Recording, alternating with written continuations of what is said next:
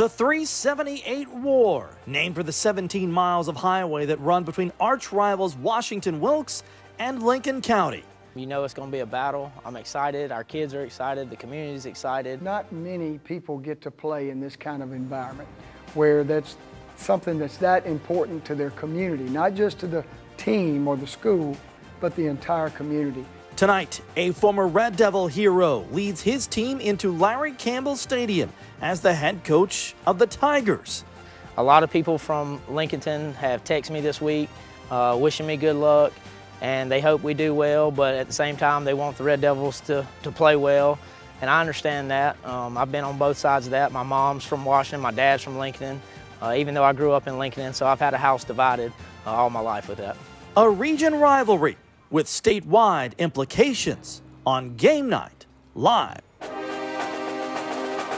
Welcome to Game Night Live. WJBF Sports presents local high school football live in your living room each Friday night. Game Night Live is powered by McDonald's. I'm loving it. And now, your hosts, John Hart and Ashley Brown.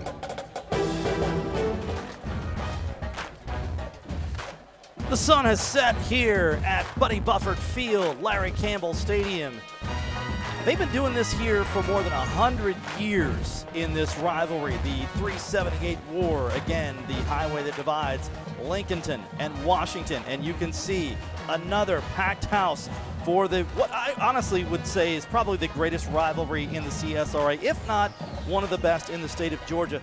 John Hart, joined once again by Ashley Brown. Our statistician Nathan Edwards will join us shortly. Kira Goldstein, down on the field. AB, you know, this is one of those games where A, it's a rivalry game. B, this is a region game, and to quote Robert Frost, this is a sort of a fork in the road, and whoever wins this game will have the inside track to the region championship. And I'll throw a C in there. Both these teams are good year in and year out. We always know we're going to have a good matchup. We know they're well coached. Can't wait for this one. It's one we circle on our calendar every year.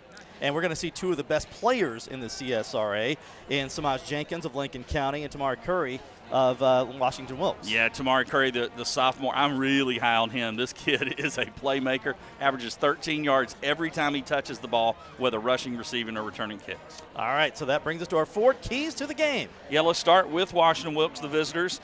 They got to win the battle up front. They got to open some holes for Tamari Kelly. Also, they need to pack it in, make Lincoln County throw the ball. That is not their strong suit. The defense, especially the defensive ends, they've got to contain Tamari Curry. That is certainly something Lincoln County's got to focus on. And then ball control, mistake-free football, and that is going to be the order of the day for the Red Devils. Down to the field for the coin toss.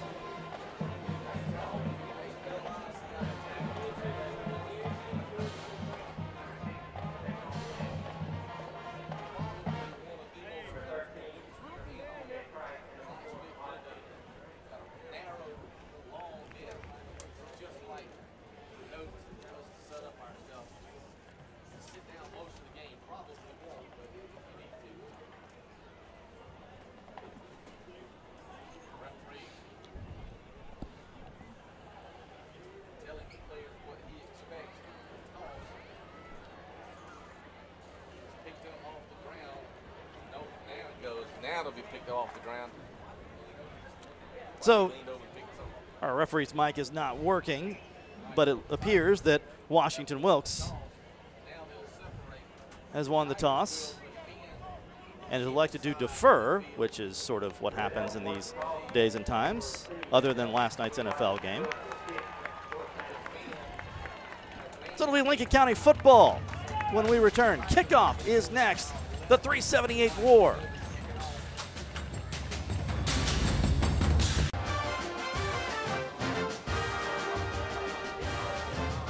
And there come the Red Devils.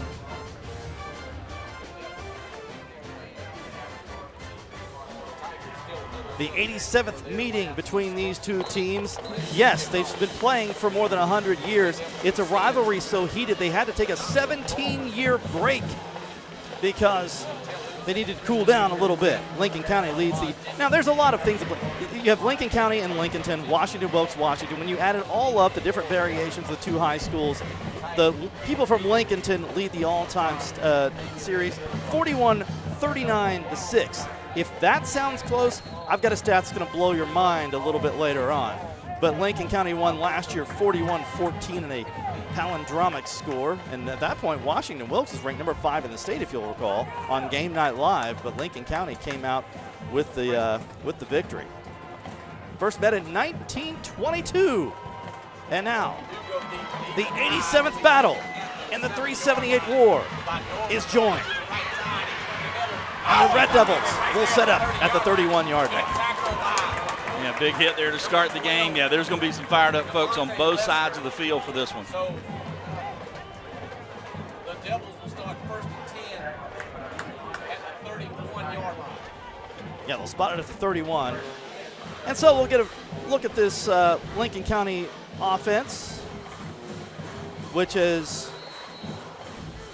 scored 27 points a game, outscoring teams 27-14. Lee Homskis is the head coach, and we'll get into our coaches matchup here in just a second. On first down, it is Samaj Jenkins. And as Lee Homskis, the head coach of Lincoln County, told us this week, as Samaj Jenkins goes, Lincoln County goes. Yeah, the senior very important on both sides of the ball for the success of that this team, no doubt about it. And by the way, Samaj, James spelled backwards. Is that why he's there? I'm assuming it's James spelled backwards. And a first down for Jenkins on the first carry of the game. Captain, 4-year starter. Now this is Andrew Beard, who has 2 rushing touchdowns to his credit this year, and he is moving the ball ahead. And the Red Devils up near midfield and across midfield into Washington-Wilkes territory at the 49-yard line. Impressive first couple of plays for Lincoln County. Well, again, the line of scrimmage is going to be so important in this game. And so far, Lincoln County's line has looked pretty good, although this one's coming back. Yep, there is a flag back at the 43-yard line. And a hold against the Red Devils.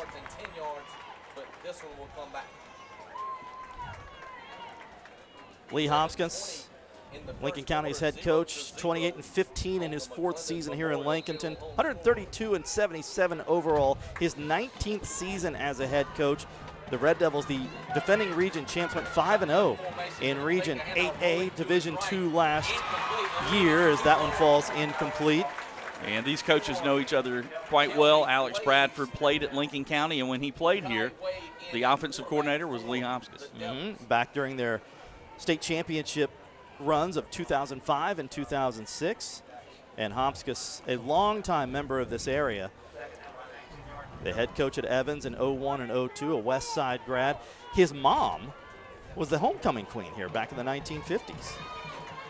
And he is the nephew of Dancin' Dan Pitts, Lincoln County legend, who, and another flag, goodness gracious. Yeah. Not the start that the Red Devils wanted. Yep, going to be a block in the back in the middle of the backfield. But to get back to Lee Homskis, his uncle, Dancin' Dan Pitts, who Lincoln County legend, who went on to become the winningest head coach in the state of Georgia history in high school football at Mary Persons before who broke that record? Larry Campbell. Larry Campbell. County. So it all comes back full circle. Man, oh man. He's not going to be happy about this first drive for his Red Devils. Yeah, Larry Campbell, the 11 state championships, I think 37 region titles while he was here. Pretty incredible. And as Coach Homskis told us this week, he is just trying to reinstate what Coach Campbell did for so many years here on this very field. Interesting, declined the 15-yard. It was actually a face mask penalty on the offense. 3rd and 17. No, that's not. It's a fake. Try to do some trickeration in the middle, misdirection, and Washington-Wilkes is not buying it. Dumb play. Yeah. And I just don't think that was that much of a penalty, or was a penalty. But it looks like the referee To be clear, we have the. Well, it's kind of fun. We have the Lincoln County radio crew and the Washington-Wilkes radio crew next to us. And well, yeah, you got to throw the flag. The differing opinions on that is kind of fun to listen to. Jordan Dawson made a heck of a play, but there was just no need in that at the end of the play. He definitely shoved the player. Not only that, he shoved him in the helmet right in front of the official. Not a smart play. So the Tigers were very close to getting off the field. And instead, it's going to be 3rd and about 6.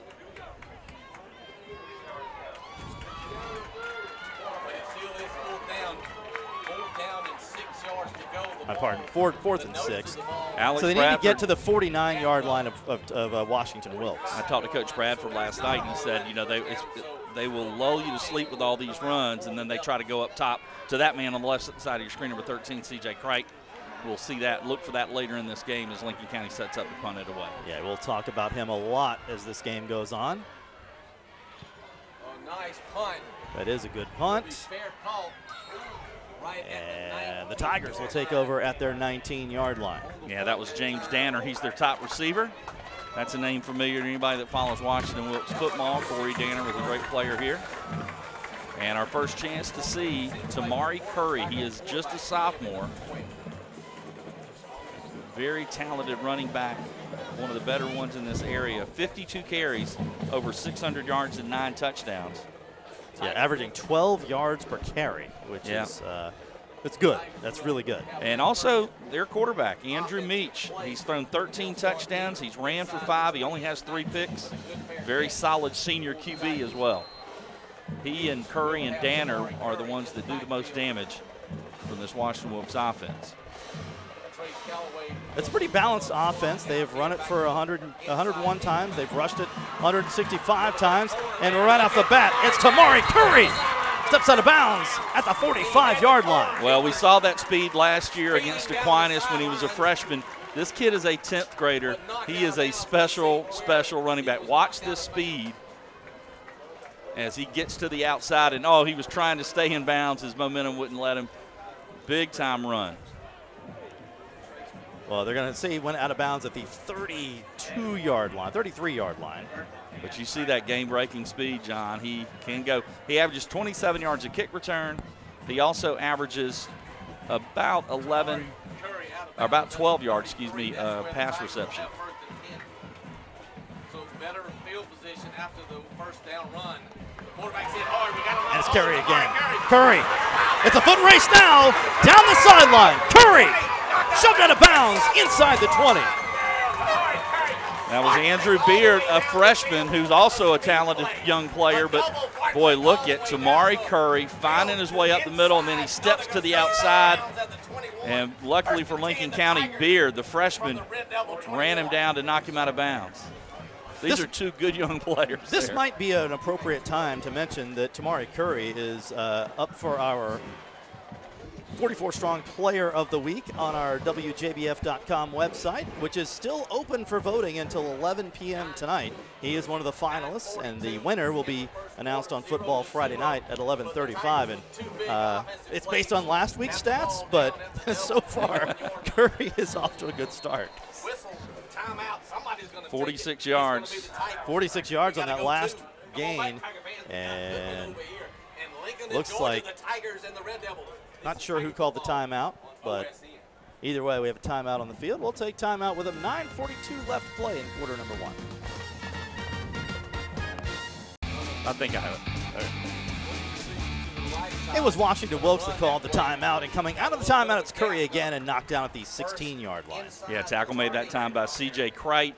There you see him. He is a junior that is a very interesting prospect. 71 tackles, 12 tackles for loss, a quarterback sack, a block punt, and he's also their top receiver. With three touchdown catches. Yeah. Did a little bit of everything for this Lincoln County team. And you'll see a lot of that on both of these teams, guys who go both ways. 2nd and 6. And Curry again, trying to fight his way toward the 10, and a host of red shirts blocking. Yeah, you think this game's not important. He only had 52 carries coming into tonight in 6 games. Less than 9 a game. He might have that in the first quarter at the rate we're going. Gonna be 3rd and 3. Now, one thing to note, Washington-Wilkes does have, which you don't see a lot of in small schools, a really good field goal kicker in Emiliano Roberto. He is 29 of 30 on points after this year, 3 of 3 on field goals. Well, another running back is in there now as well. That is Calvin Blackburn. And don't forget, Meach can throw it too. And Meach will keep trying to fight his way toward the goal. And he's in! Touchdown, Tigers!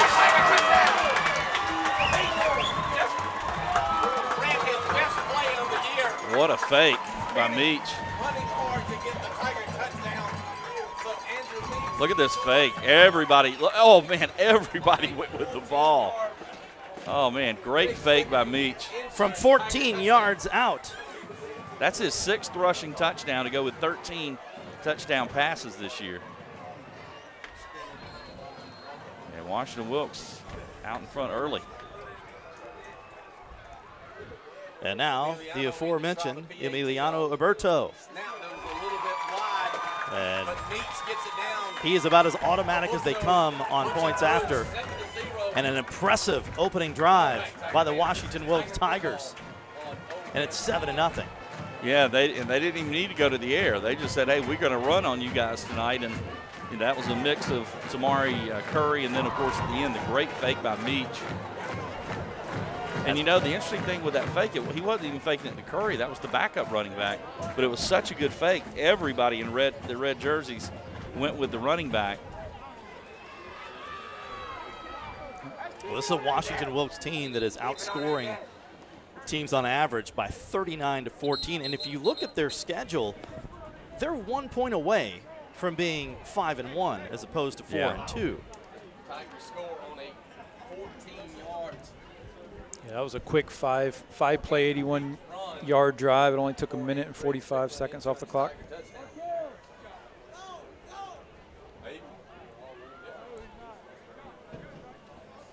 So the Tigers strike quickly first. Well, folks, Uncle Bart's Ice Cream and More is on Main Street in Lincolnton. It's the perfect place to treat yourself to ice cream, but there's so much more to try as well. Uncle Bart serves up daily lunch specials, including spaghetti with meat sauce, barbecue sandwiches, egg salad, chicken salad, hot dogs, and more. Of course, you'll want to try the tasty ice cream. Get it in a sugar cone, waffle cone bowl, or even a milkshake. Uncle Bart's Ice Cream and More on Main Street in downtown Lincoln. And I think the Tigers might be on that.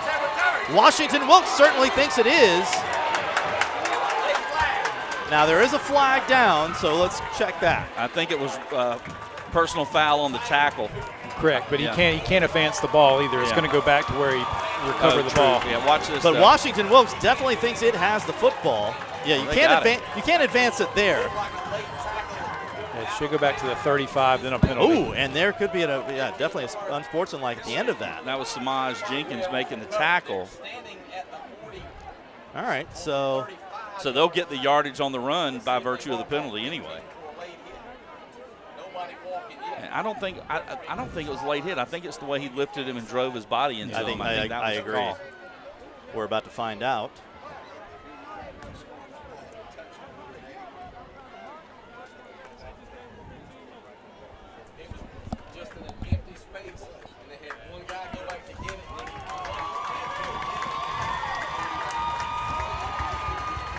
And again, our official's microphone is not working, but either way, this is going to work out very well for the Washington-Wilkes Tigers. And let's check in with Kira Goldstein for the first time. Guys, when I talked to Coach Bradford earlier in the week, he said one of the keys to this game was going to be getting their offense started fast and getting on the board quickly. So far, they have been able to do that. On the other side of the ball, Coach Homskis said this is a very young team, and they've been playing with a lot of mistakes. So a key for them is playing mistake-free ball, as you guys mentioned earlier. That's been something that they've been struggling with, as we can see now. And we're going to see if they keep up with these keys of the game. Guys? Yeah, Kira, to your point, Lincoln County starting 3 sophomores and 2 freshmen on offense, 5 sophomores and 1 freshman on defense. A very young Red Devil team, but not the best start for Lincoln County. And by the way, that freshman on defense, we called his name earlier, Andrew Beard. Remember that name. He is going to be a big-time football and baseball player here before it's over. Another young player losing their composure, another unsportsmanlike penalty on the Red Devils before this drive even gets started for Washington-Wilkes. So it's going to give the Tigers the ball at the 10-yard line, already in the Murphy Auto Group red zone. Homkins' blood is already almost at the boiling point during a game anyway. That is going to get him going for sure. So it is 1st and goal. On the right hip, 2 receivers to the left. Now one of those goes in motion. We jumped all sides. And this one, I believe, will go against the Tigers. So back them up. Yeah, false start. Looked like they were going to go to the air that time. Go from the 15. And so first and goal from the 15. First and goal from the 15, not exactly your ideal situation, but again, you're up 7-0. Up 7-0 and first to goal from anywhere, I'll take it. But Alex Bradford said get off to a good start, and you want to take the crowd out of it a little bit. And man, what a start for them! They got the ball, they're knocking on the door again, and it's been such a fast start. We haven't even had a chance to talk about Bradford being a Lincoln County grad, 2006, former offensive coordinator at Washington-Wilkes, star of their state championship team in 2005, former Border Bowl assistant, and has this Tiger team knocking on the door here. First and, well, it's going to be second and, we'll call it 17 now. DeMonta Lester with the catch, but Crite was right there to tackle him.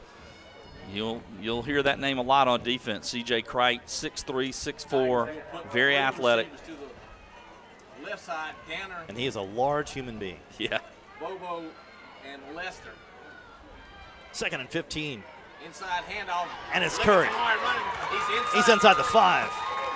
Boy, Curry bouncing in there like LaShawn McCoy, just going, those hop steps. I really, really like him. If he puts on some weight and gets a little bit bigger, he is going to be a really good prospect. And just a sophomore. Yeah. It's almost scary. So third and goal from the 5. Football straddling the And 5. Coach Bradford said they knew he was going to be good. They knew him coming up from the middle school that he was going to be good. But they had no idea he was going to have the impact he had on the team last year as a freshman. They were thinking down the line he was going to be good. Well, he was good the minute he stepped on the field. Still in on third and goal at the 5. And this time, the Red Devils up to the task and then some. Yeah, Crite in the middle of that as well, 13. These are two proud football programs, Lincoln County with the 14 state titles if you count Lincolnton, and Washington-Wilkes has their share as well. What do they have? 4, I think. 4, and Lincoln County has 14. Lincoln County the last one in 2006. But it's been since 1967 for Washington-Wilkes, and Alex Bradford has been tasked with changing that. You may disagree with me here, but I kick this field goal because you've been gifted an error. No, I don't disagree. You've been gifted an error on the. Don't give them life. Yeah. Keep piling on. Yeah. You know who does disagree with you? Alex Bradford. And it's Curry. And it's stopped. Yeah. Well, you went back to the same play. I think I would have done maybe I like the fake to Curry and let Meach take it the way he did on that last touchdown maybe. Easy for us to sit up here and second guess. But yeah, you ended up with a first and goal from the 10 when you're opening the drive and coming away with no points. This is a huge win for Lincoln County. And you could argue too, John, talking about the history of these teams, for 2 different reasons, you could argue 2 of the greatest running backs to ever play in Georgia. Garrison Hurst might be the best behind Herschel. You could put him in the conversation for best player to come out of the best CSR. player. Absolutely. Maybe, you could put him in that. I was here when they won the state championship his senior year. I think it was 22-0 against Bowden. He scored all the touchdowns all different ways without a rushing touchdown. Kick return, interception return, and a screen pass. Wow. Here's Samaj Jenkins. We haven't talked about him a lot so far. He is, again, as Lee Homska said, Lincoln County goes as he goes, and now he's getting started. Very dangerous back for sure. But and then Washington-Wilkes, Dacus Turman, who holds the all-time record for most yards in a single season in Georgia Herschel history. Record. Yep. Yeah, it was kind of sacrilegious of me to say the best running back because, of course, Herschel. Even I recognize not only is he the best high schooler in Georgia, in my opinion, he's the best college player in the history of college football, too, in my opinion. Obviously, I would agree with that as the flag comes in. And that's a false start or illegal motion, I should say, on Lincoln County. Some of the Lincoln County players visibly upset. I'm so excited about my stat of the night. I feel like it's so good that I should be able to take the rest of the night off after. Well, I might leave and take the night off. Well, right now at McDonald's, this might work. I might go there. You can get any size of your favorite frozen drink, like the new Hawaiian Frozen Punch, which is delicious.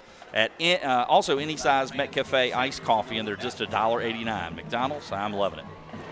First and 15 for the Red Devils. Bounce to the right side. And that's going to be Kelby Glaze. A couple of rushing touchdowns to his credit this year, but nothing there. And in on the tackle was Curtis Milton. Well, Washington-Wilkes has come ready to play on both sides of the ball. Very physical, very aggressive. And Lincoln County needs to get something going here. This is just fun. This game, is. it's just every year. And it's gonna. We know it's like last year. Yeah, it was a little bit of a blowout for Lincoln County, but we've done this game every year, and it's just fun. Well, you had Trey Huff last year. The year before that, Dalen Cobb, and you've had so many great players and great games over the years. You just don't know what's going to happen next. Well, that didn't go well for the Red Devils. That was Wade trying to hit number 17, Jamarian Mickens, and ball just overthrown. So third and 13, I should say. I mean, it's so much fun when we're at Washington-Wilkes and we sit on the sideline down by the 10. Yeah. Oh, One of my great. favorite. That probably is my favorite setup, being down there on the field. Maybe we should do a game on the sidelines here. Maybe we'll do that in a couple of years. At halftime, let's get all that. Hey, guys in the truck, if you could just No, I was at least going to do it ourselves. Of course, we'd have it all hooked up wrong. They'd have to come fit. Absolutely. All right, rolling to Third and 13. Quarterback's got a receiver out here. Oh, that's going to be a pass pass interference. interference. If that's not pass interference, there isn't pass interference. And the flag comes in. Well, you know what? It was actually a really smart play. It was. It's a 15-yard 'Cause penalty. He was going to go. It may have been a touchdown, yeah. Watch C.J. Crichton. He's wide open. This was a really nice throw. And Crichton was wide open, and, yeah, he just grabbed the jersey. That was James Danner. And, you know, again, smart play. I'm going to give Danner a credit on that one because, yeah, Crichton was gone. Yeah, in the NFL, of course, the ball would be right where it happened, but in high school, the 15-yard penalty, so kind of a no-brainer to grab the jersey in that spot.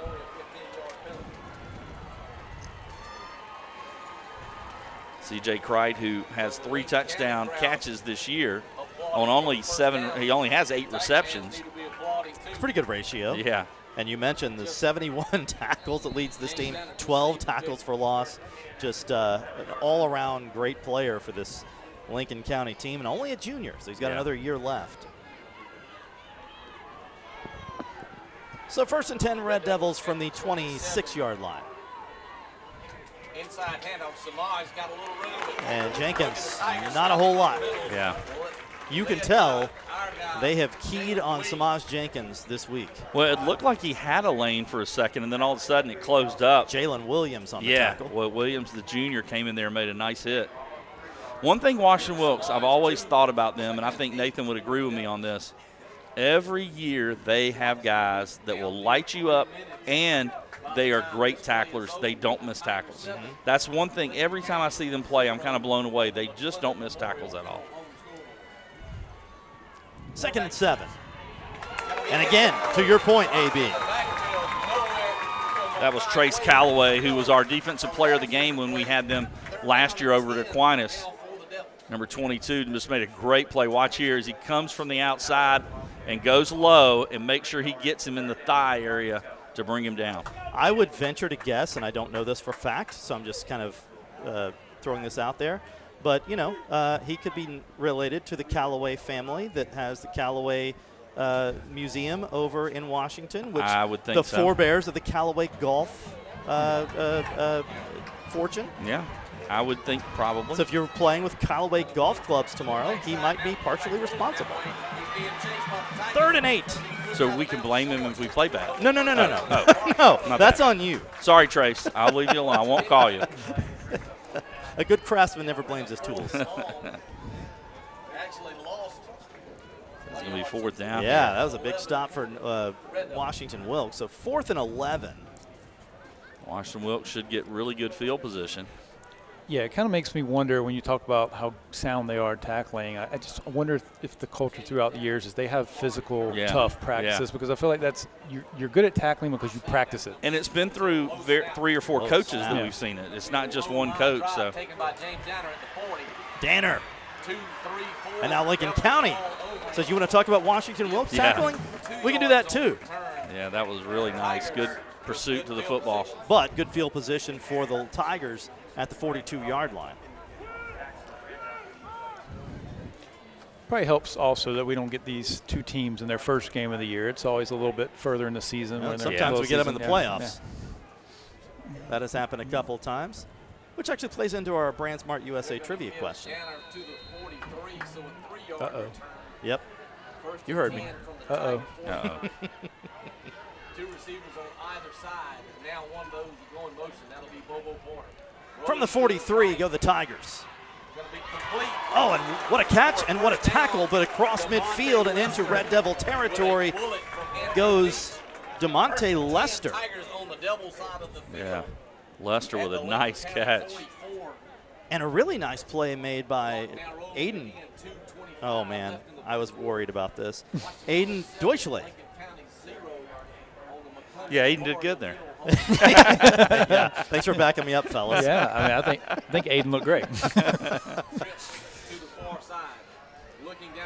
First down from the 43, and that'll be out of bounds into the Washington-Wilkes defensive tent. As they look at the game video over there, I'll bring up 2nd and 10 from the 44. There's a look at Andrew Meach, the senior. Second year as the starter. And you mentioned earlier, 13 passing touchdowns, 5 rushing. His numbers are off the charts. Yeah, and he's just a gamer. Coach Bradford said he really truly is like having a coach on the field. He makes, he knows the coverages, he knows what to look for. Oh man, another play by Crite. Trevion Davis brought down by Crite. And he came from the opposite side of the field. Watch this. Came flying over. Goodness gracious. That might be an early nominee for hit of the game. Yeah, you are absolutely right. We got another year of Crite, by the way. I like him a lot. Again, I was excited about this game. You want to watch a lot of different guys in the teams and the two coaches, but I was real excited about Tamari Curry on one side and C.J. Crite on the other. 3rd and a bunch. We'll call it 3rd and 12. 3rd down and 12. Watch a little screen. There it is. This is Curry. Curry needs a block. He's got it. Spins. Boy, that's a good effort. He's going to be a little short, and it's going to be an interesting call for Alex Bradford. Yeah, we'll do an early one call, that's all. Ken Nugent, one call, that's all moment on 4th and 3. It looks, I think at this spot in the field, the way your defense is played, I think as aggressive as I like to be, I think you punt it. I do. I think your defense has been outstanding. Try to pin them inside the 10 and really, really flip the field. You know who disagrees with you? Yeah. It's going to be close. Oh, it's going to be real close. The Red Devils think they stopped him. The spot looks good for Washington-Wilkes. It's first down. Yeah. It is a first down for the Tigers. Like I said, go for it there. If you're a player, you love it. He's coaching aggressive. Like I said, he is coaching 99 aggressive. times out of 100, I'm going to say go for it. I mean, it's just the way the game was going, and you didn't get one earlier. But I love the gutsy call. I absolutely do. So a fresh set of downs for the Tigers at the 33-yard line. And you're keeping that Lincoln County defense on the field, and they've been out there a long time as we come to the end here of the first quarter. Yeah, they will snap it one more time before the end of the first quarter. And it is Calvin Blackburn, the backup RB. Picks up about 5, and that's how we will end the first 12 minutes of play. Wow. That was quick. 1 quarter in the books, and it's 7-0 Washington-Wilkes.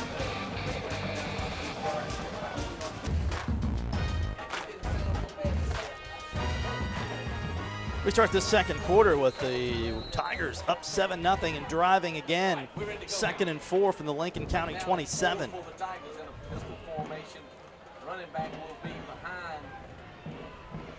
And it's Blackburn in the backfield. And Blackburn will have the first down and then some. Inside the 15-yard line, they'll probably mark him out at the, well, they're going to mark him out right at the 15.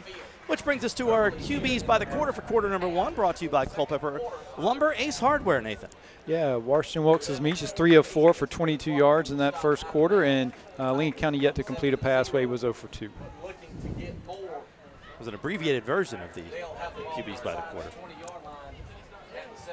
So first down for the Tigers at the 17-yard line, 10-yard gain by Blackburn.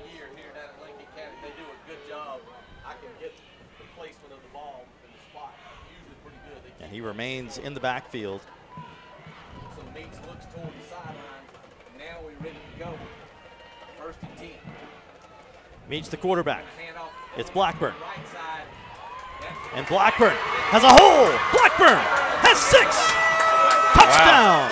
Wow. Washington-Wilkes. Hey, we've been talking about Tamari Curry so much. Meach has a touchdown and Blackburn has a touchdown already. From 17 yards out.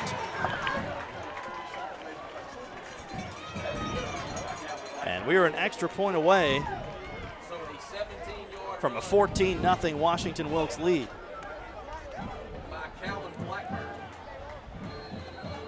Roberto.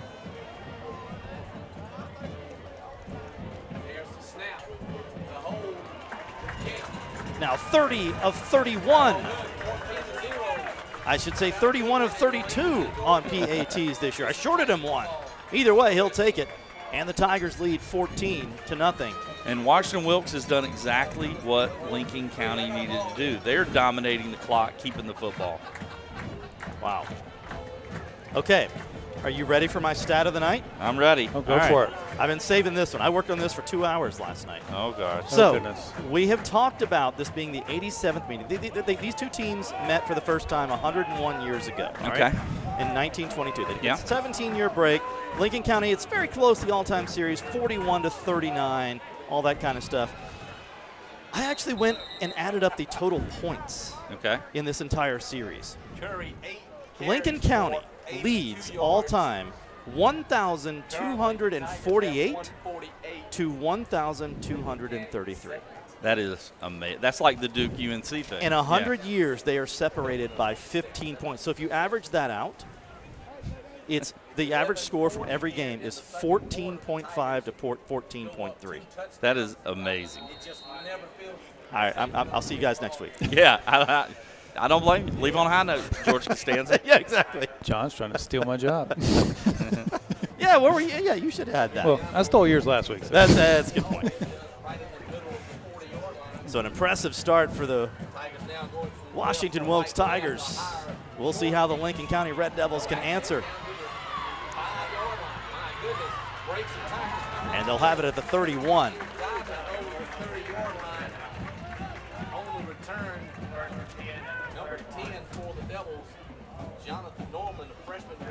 Back down to Kira on the sidelines.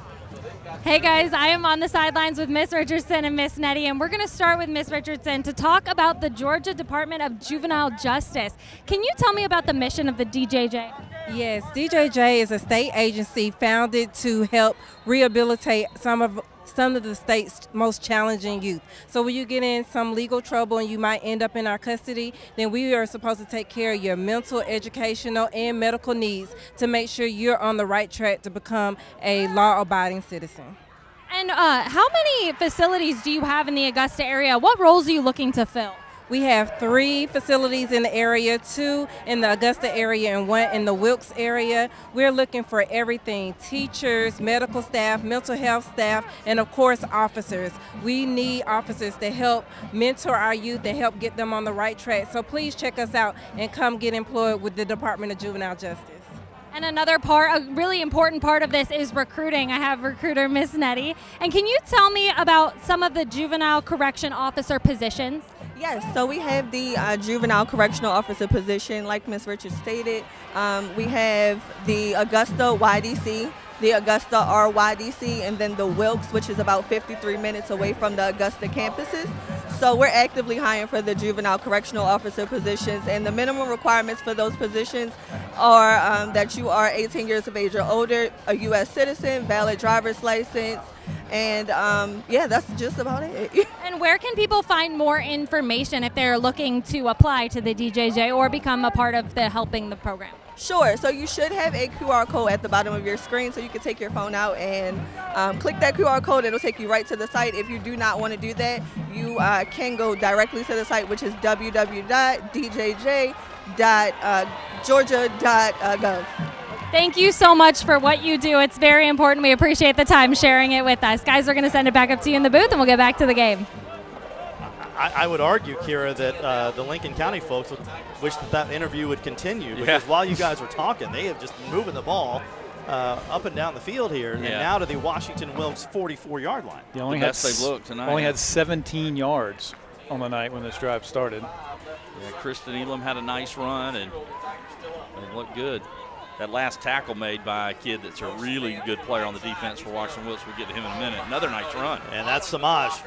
And he thinks he wasn't down. I think he was back at the 35-yard line. The player I was talking about is number 24 on the left side of your screen. That young man right there, 6'2", 190-pound sophomore. Davon Wright, he is the leading tackler on this team. They think he is another one of the special young players on this team. And can we talk about number 53, Markwell Liggins? That's a sophomore. That's a large human. And ball's out. They're going to say incomplete. Incomplete, yeah. I think that's the idea, though. Get the ball to Crite some. You got to mix him in there, and maybe even take one up top. He got past the defender last time. They had to hold on, pass interfere to stop him from catching a long one. He had a nice catch already on this drive. So it'll be 3rd and 1 from the 35-yard line. Well, easily the best drive of the night for Lincoln County. They need to keep it going, though. Well, yeah, until Kira stopped talking. Before this thing got started, Tigers will take their second timeout. We'll take our second timeout. And Washington-Wilkes will take a timeout here to think about this one. On 3rd and 1 from the 35-yard line. Well, folks, Spratlin Hardware and Building Supply Company, they are in downtown Lincolnton, the oldest same family-owned and run hardware store in Georgia. Proudly celebrating 103 years of serving the Lincolnton and surrounding communities. Spratlin Hardware specializes in building supplies, and they also carry a large inventory of electrical and plumbing supplies as well. Spratlin Hardware is very proud to carry the Valspar paint products. Be sure to stop in and see Jimmy Blakely, 91 years young, and still working at Spratlin Hardware. Spratlin Hardware and Building Supply, North Peachtree Street in downtown Lincolnton. Wait, Jimmy's still working? He is still working. Come on, Jimmy. I'd take a day off here and there. I got to tell you, I don't know that I'm going to make 61. That's not 91. I just appreciate you didn't make me hungry on that one. Like, you sure they don't sell funnel cakes or something? I don't know, but I'm going to hit that ice cream shop on my way to the hardware store. They had a little bit of everything. We're going to have to go on a road trip and hit up all these places to get some good food. I'm on board with that. All right, so big 3rd down, 3rd and 1. Red Devils straight ahead, and it'll be a 1st down. Makai Wade. We haven't called Wade's number a lot, but, he is this, again, with Jenkins, sort of the straw that makes the drink, stirs the drink here. He's 231 yards on the ground this year, 2 touchdowns. He's one of those guys that's young right now, so he's more of maybe a game manager a little bit, but I think you'll see him next year and the year after become a really more of a leader on this team. Again, one of 3 sophomores starting on this Lincoln County offense. This time he'll hand it off. And inside the 30. Just inside the 30. Lincoln County most of the night running with 2 backs. I know I've talked about him a lot, but, man, C.J. Crite that time was 15 yards downfield blocking his man. I don't think you can talk about C.J. Crite enough. He is really good. He's really good. Yep. That's a good look at Makai Wade, the quarterback here at Lincoln County, as he brings the play in from the sidelines. Ran over to get the signal. Devils will split out. 2nd and 6. Right to the right side. Jenkins in trouble. Ball is out. Back to Wade. Wow, that could have been disastrous, but worked out for the Red Devils getting the ball back. Almost had a similar play from last week. Yeah. Ball popped out and took off. Markel Leggins, like you said, the big guy got it, and then somebody else, it was number 50 that came over and actually stripped the ball, Curtis Milton. I would not want Markel Liggins running at me. No, once he grabs you, you're not going anywhere. I mean, we just saw it. It's a big old boy. And again, he's only a sophomore. So many young, talented players on both of these teams. Oh, the Washington-Wilkes team, coaching staff was expecting a pass. They got it. It's Jenkins. He's fighting for a 1st down. And, oh boy, it's going to be real close. Now, I'm not comparing Trace Calloway to Dick Butkus, who just passed away. But when you talk about tough and tenacious and kind of old school that Butkus really embodied, he's like that. Yeah. Calloway's that throwback. He's going to hit you. Real physical player. Well, it reminds me of Trey Huff last year for Lincoln County. Yeah. And Kira Goldstein has something to add. heard you guys talking about Trace Calloway up there, and when I talked to Coach, he said, you know, he actually led summer workouts. He had the most summer workouts of anybody on the team. He stepped up. He's been a real leader on the team. Coach has been really trying to emphasize hard work, and he is that guy for the team. So I know you guys have been talking about him in many aspects, but I just thought that was an interesting little bit, is he led summer workouts. Well, it's going to be, Kara, thanks for that. There's going to be a pass interference call. Calvin Blackburk was the lone man back in the end zone for Washington-Wilkes. And Crike still almost made the catch, but they called the pass interference on Blackburk. But that's the second time the penalty probably stopped either a big gain or a touchdown. On the defense, we're going to have to distance to the goal. It's going to be a first down. There, Mike's working. The first one was an obvious one. That one, I think it was a good call, but it could have, if he didn't make the call, I could see why. It was a really close one. That first one, not so much. Yeah. So 1st and 10 for the Red Devils. The 11-yard line. They can get a first down without a touchdown. And they'll be close to the 5-yard line. That was Gartrell, another sophomore. Yeah, if you're going to beat some of these teams, you might want to beat them now. When this 10th grade group, when they're seniors and the freshmen or juniors, they're going to be, both sides be very tough. So 2nd and 10 from the 7-yard line, we'll call it. I know some of these guys play on both sides of the ball, but one thing you're doing too, keeping the ball, is you're resting that defense that's been on the field for so long if you're Lincoln County. Jenkins, touchdown. Yeah. Samaj Jenkins, good blocking on the right side of that line that time from Lincoln County. Samaj Jenkins with his 5th rushing touchdown of the year. And look at how easy this was with all that blocking. Number 60 for Lincoln County, Jenkins just kind of followed him through the hole. And that is Tayson Bennett. Well, he did a great job opening the hole there. The extra point is up. The extra point is good. And just like that, we know how this game works. Yeah. It's not going to be over in the first half. 14-7. Washington-Wilkes leads with 5:54 left in the second quarter. Yep. 14-7. Lincoln County has closed to within a score here on an 11-play drive that took 69 yards and 5:37 off the clock. And now the Tigers with a chance to answer. And this Tiger offense has been impressive so far. And Fortson Partridge will kick off for Lincoln County. Wonder if they have pear trees in their yard. We can cut that out in the edit. Please for the do. week. Yeah. The Partridge family would not like that. You cut that out too. And the Tigers will start at the 27-yard line.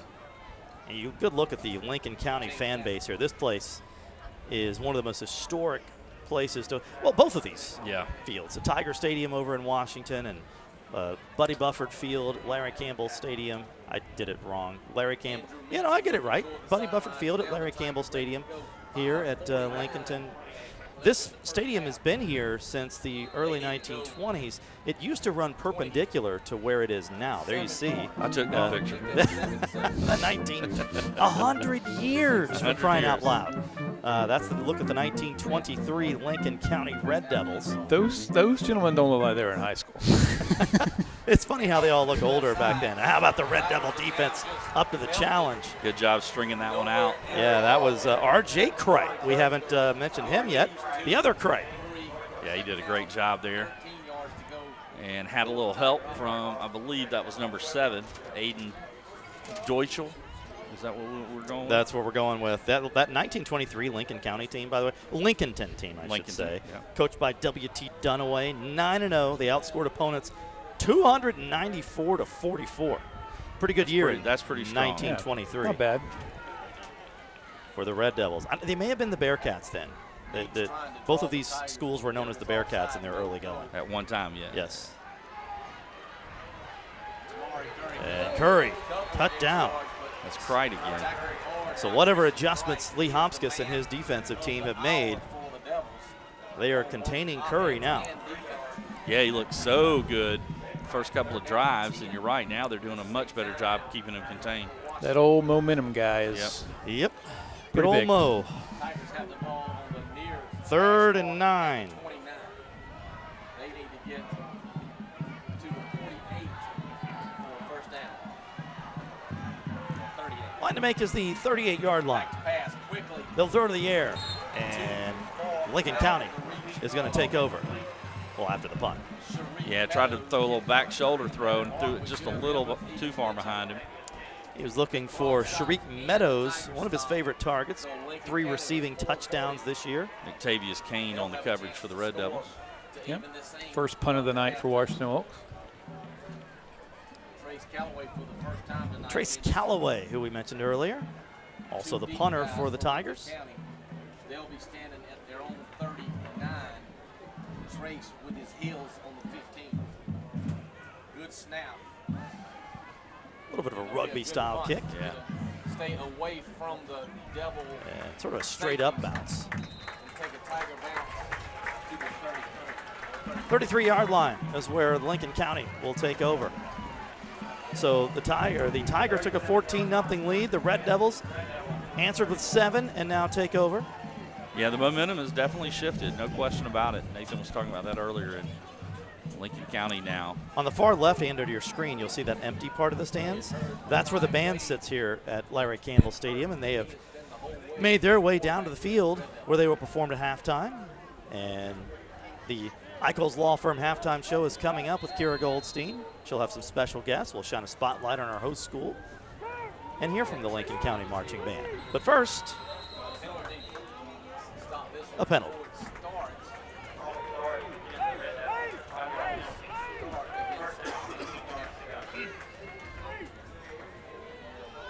So back them up 5.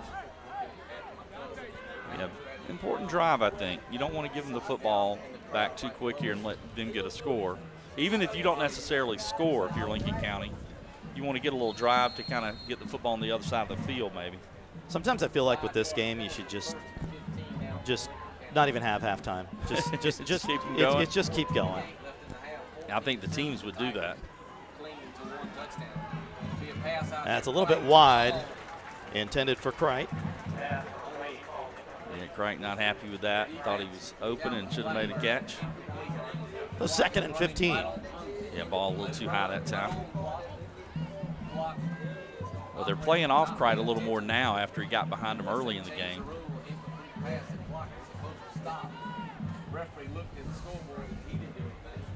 Yeah, clock's just a running away, even though he had an incomplete pass.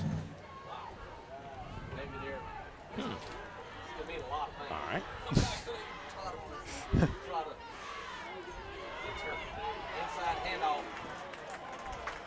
Maybe they'll stop it here. Run, even it out. No, it's still going. Just kind of making it up as we go along here. 3rd down and 12. I mean, if you're Lincoln County, maybe they don't care, but man, you lost 20-something seconds there. So with 3rd and 15, inside 3 and 30 now. You know, maybe with 3rd and 15, they're glad it was running. 3rd and 12. Right here. Now rolling to his left.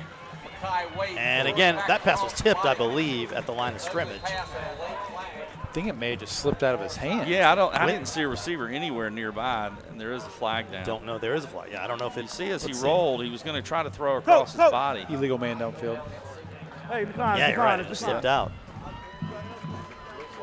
On the offense, that penalty declined. We have 4th down. 4th down. Either way, it works out for the Tigers, who are going to have 3 minutes and pretty good field position. Now, they did use 2 of their timeouts, so they only have 1 left. But, like you said, great field position in all likelihood and plenty of time, 3:07 to go. And I think this is smart in this case to put 2 men back. Danner is back standing on his 38-yard line, and can't see who the other back man is, but either way, Danner will be the Man to receive it on the fair catch, and the Tigers will have it at the 28-yard line. 28-yard line. 3 minutes exactly to play in the first half. And Washington-Wilkes already up 14-7. 40-yard punt, no return. Here's what's coming up on Local Living next week. Hey guys, it's Anna Christina. Be sure to catch Local Living this Saturday. We're hitting up a new restaurant for eating local called Marie's Caribbean Creole at Sultry Sound. Don't miss it. Saturday at 9:30. Local Living, Saturday morning at 9:30 on News Channel 6. You know what's scary about that? That's 9:30 tomorrow morning. I will have already been in Athens for 2.5 hours. That is scary. Nathan, what time are you joining me? Oh, here we go. Not that early, John. Curry with a nice run. Curry with a really nice run of 11 yards. Hopefully you don't take Stoops' advice at 9:30 in the morning. That was a really funny soundbite, though. Well, folks, Goldman Wingro Clothing Store has been serving Lincolnton and the surrounding area for 77 years. Proudly the second oldest family-owned business in Lincoln County. Goldman Wingro is also the headquarters for Lincoln County Red Devil apparel, headwear, and more, including Letterman's jackets. Goldman Wingro is also the place to go for tuxedo rentals. A big shout-out to the Lincoln County Red Devils. Number 28, Abraham Crawford, grandson of Michael Wingro and his late wife, Wanda. He's the 4th generation of the family. Goldman Wingro Clothing Store, North Peachtree Street in Lincolnton. Go Big Red. And we appreciate them being a part of our Game Night Live family.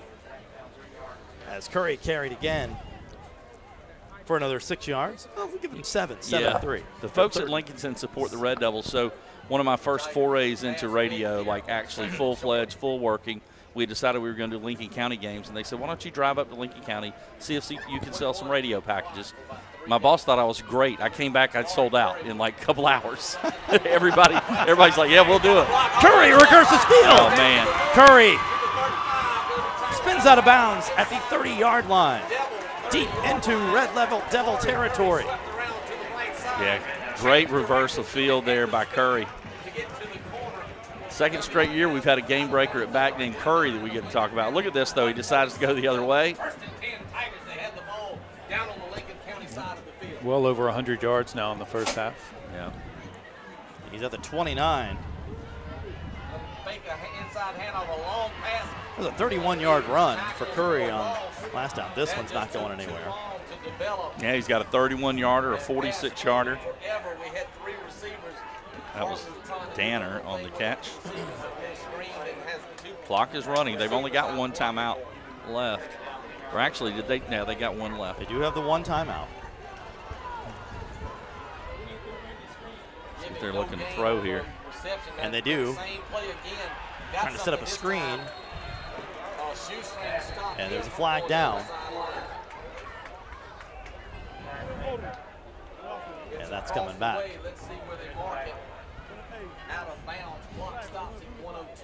Boy, for Washington-Wilkes, you can put more points on the board here. Yeah, that's what I was saying with Lincoln County. It was you wanted to keep that drive alive, even if you didn't score. You don't want to give Washington-Wilkes the ball with offense. time. Still second down.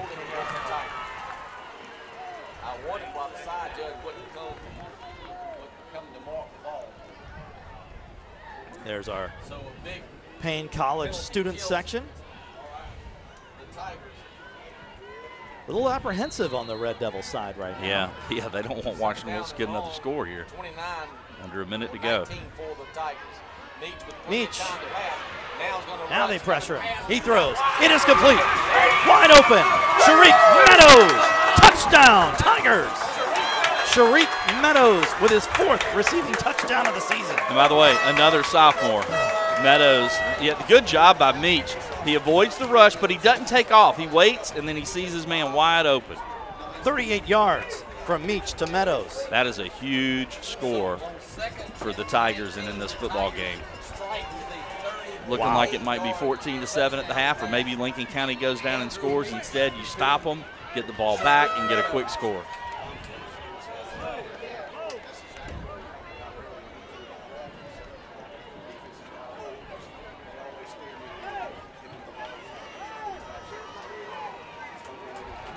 Yeah, Alex Bradford, the first-year head coach of Washington-Wilkes, a state championship hero here at Lincoln County as a player, told us this week. He's gotten a lot of texts from the Lincoln County faithful. Yeah. Wishing him well. I don't think they wished him this well. No, I don't think they meant it at all. It's nice of them, but. So Alberto with the point after, and it is 21-7. That was impressive by Washington-Wilkes. Wow. Yeah. A couple of nice Curry runs, and then Meach with a big-time pass play. And with 47 seconds left, it'll be interesting to see if Lee Hopkins elects to try to get some more points or take it to the locker room and regroup. Well, they have 3 timeouts left. I think it's going to kind of depend on what happens with the kickoff.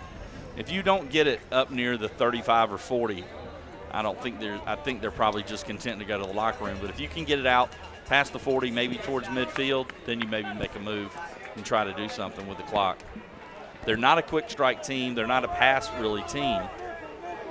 But you do have Crite, and he's a big receiver that you can go to, and he can catch it in a crowd if need be. Make it 21-7 with 47 seconds left in the first half. And as Mark said just a second ago, the Tigers will receive the second half kickoff. Tigers and Red Devils here at historic Larry Campbell Stadium. Coach Larry Campbell. Alberto to kick it away for the Tigers. Leading winner in Georgia. So this will determine, I'm guessing, as AB said, what the Red Devils decide to do with the rest of this quarter. Straight up the middle, running with a head of steam, but and Jonathan Norman. We couldn't do a game here without a Norman. That's right. That's right. There's some names like Wynn and Norman and Hurst that are. We have a win on either side tonight. Synonymous with these programs. So first and 10 at the 25. Down with 37 seconds. 37 seconds left here in the first half. And again, the Eichels Law Firm halftime show coming up. Kira's got some guests for you. We'll take a look at what makes Lincoln County High School so special as we shine a spotlight on our host school each week. We'll hear from the Lincoln County Marching Band. All coming up on the Eichels Law Firm halftime show in 37 game seconds. And this is Andrew Beard. Yeah, he's a 9th grader that they're very high on. Starts in the secondary on defense. So, interesting play call if you're going to call a timeout. I thought they were just going to try to run out the clock there. Well, I guess, again, they're not really a passing team. I guess you give it to your backs and hope maybe they break one. But you've got the timeouts. You can't, can't take them with you. Why not? Lincoln County still with 2 timeouts left. Lee Hopkins, boy, we talked about his history as a head coach and how his roots run deep here in Lincoln County. Is Larry Campbell, the legendary coach for whom this stadium is named, the winningest coach in Georgia history, 6th winningest coach in U.S. history, was his Little League Baseball coach. And we mentioned his mom was the homecoming queen here, being the nephew of Dan Pitts, and just he's a West Side grad. Yep. Not a Lincoln County Played grad. quarterback at West Side. But nobody bleeds red and white more than Lee Hopkins. Yeah, because he had a pretty nice gig at Vidalia where he had built a really nice program, but Lincoln County came calling, and he decided to make the jump. Now you got me wanting some onion rings. Oh, and it's picked off. How about this? Wow. That is picked up by Joseph Myers, and Myers is starting his first full game after an MCL sprain during preseason, and in his first full game back, gets a huge interception right before the half, and now 19 seconds left. The Tigers have the ball at the Lincoln County 30. His brother was a great defensive back here that went on to play Division I college football. And he makes a nice play there. How big is that timeout now? And Washington-Wilkes has a timeout. They'll throw it to the sideline. We'll go to the sideline quickly to Kira. Yeah, guys, I heard you talking, and I just wanted to add, I know he's coming off an MCL injury. He also had the second number of most summer workouts, so we're really emphasizing hard work for Washington-Wilkes. off so far, Kira. They're up 21-7 and a huge interception by Myers and threatening for more here with 14 seconds left before the half. Meach to throw, complete, out of bounds. Clock stops, 9 seconds left. That was Sharik Meadows. Got the touchdown earlier. There's a flag. It's a flag on the 10 all the way on the other side of the field in the defensive backfield.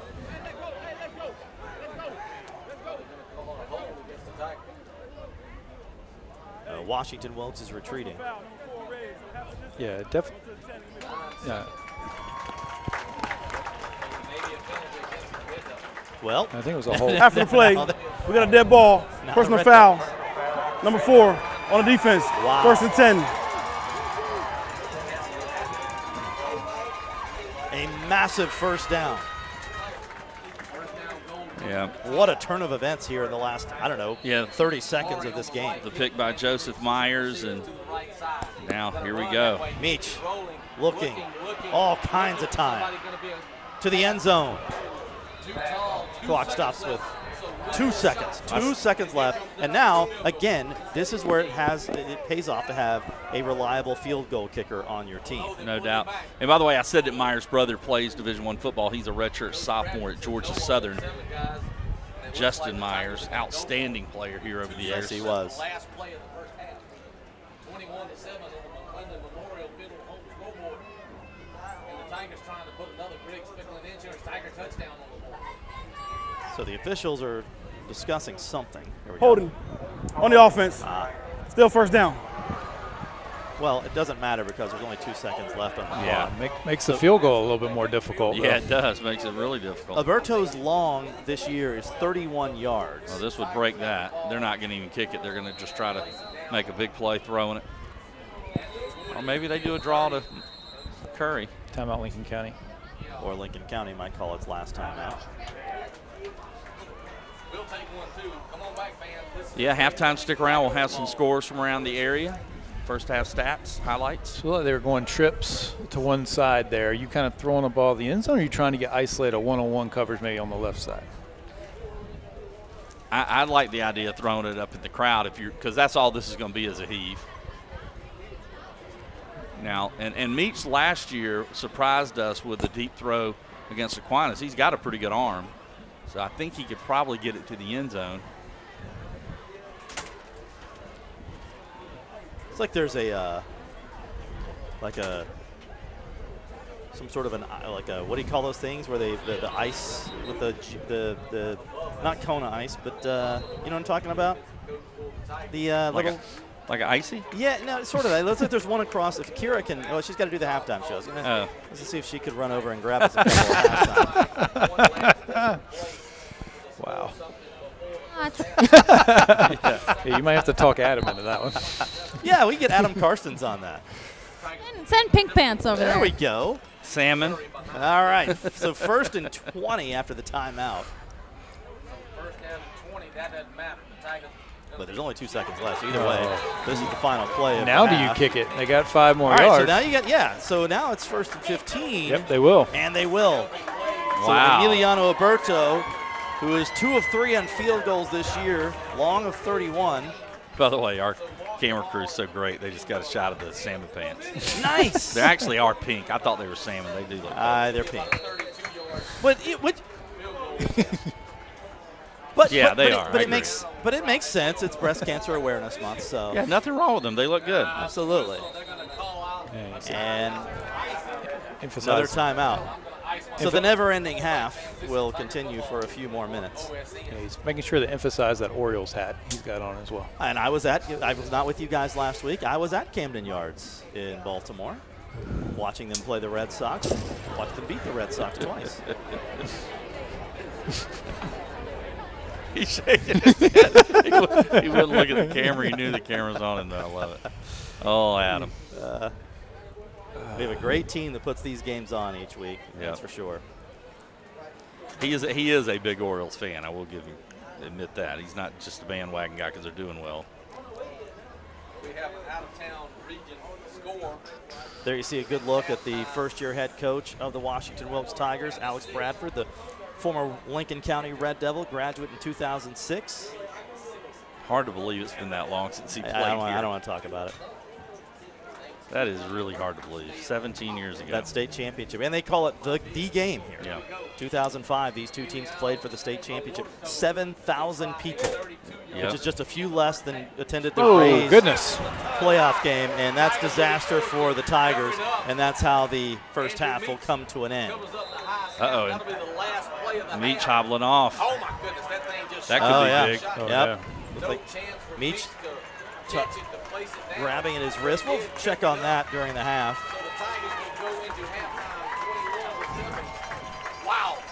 It's time for that. All right, so 21-7, Washington-Wilkes leads Lincoln County. Let's send it down to Kira with Washington-Wilkes head coach Alex Bradford. Kira. Coach, multiple big stops and a pick there at the end to end the half. How would you describe the defensive performance so far in the first half? Well, we're struggling to hold on. We got to get lined up quicker. We're getting calls out there to them, and sometimes they're not seeing it or not checking to what we need to. I think a lot of it's got to do with our scout team at practice hadn't been able to simulate the speed of how they get up, snap it, and go. We'll work on defensive adjustments in there, but anytime you hold them to 7 in the first half, we're happy with it. On the other side of the ball, 229 yards in offense. I know offense is kind of your specialty. How would you describe the offensive performance so far tonight? Well, I don't think they've stopped us yet, to be honest with you. We've stopped ourselves. I got wasted a timeout on the first drive. That's on me. I let my emotions get involved. I was excited, and we almost got to delay a game. If you take away the penalties, we're fine on offense. So we'll come out. We get the ball at the half. We need to really go punch one in. Thanks for the time, Coach. See you in the second half. Guys, back up to you. Kira, thanks. Coach Bradford, I appreciate the honesty. I like it, man. Yeah. I like it. That's why he's very highly regarded among coaches. Yeah, totally. All right, so here we are. Halftime, 21-7, Washington-Wilkes leads Lincoln County. The Eichholz Law Firm halftime show is next. Welcome back to the 378 War Game. I am here on the sideline with Brittany, Casey, and little baby Joanna. They are from Maddie's Public House. And Brittany, can you tell me the name of your business and a little bit about it? So yeah, we're Maddie's Public House. We're located inside the historic Fitzpatrick Hotel on the downtown Washington, Georgia Square. And what's a can't miss meal at your restaurant? My goodness. So we serve all locally sourced beef from McTier Family Farms, and I would never miss our beef short ribs. They're to die for. I know it's spooky season right now. Is it or is it not true that your hotel is haunted? So we are an old Victorian hotel, so you come and check us out and find out yourself. And are there any upcoming events that you want to plug in Washington? Most definitely. So a couple things. The pub every week has bingo on Wednesday nights, live music on Thursdays, and fun, family-friendly trivia on Sundays. So something always going on at the pub.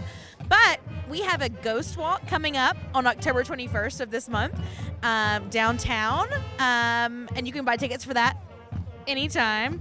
And then Mule Day in Washington, which is like a really cool agricultural event, is happening on the October the 14th, so next weekend. And then the very biggest event of the year is our tree lighting happening on the Tuesday before Thanksgiving. So it's 11/21. We'll be doing our Washington Wonderland tree lighting, so it's going to be super fun. Well, you can catch me on that ghost walk. I love all things spooky. Go ahead and check out Maddie's Public House. Thank you guys so much for the time. And for now, we're going to learn a little bit more about the community, the culture, and the pride of Lincoln County.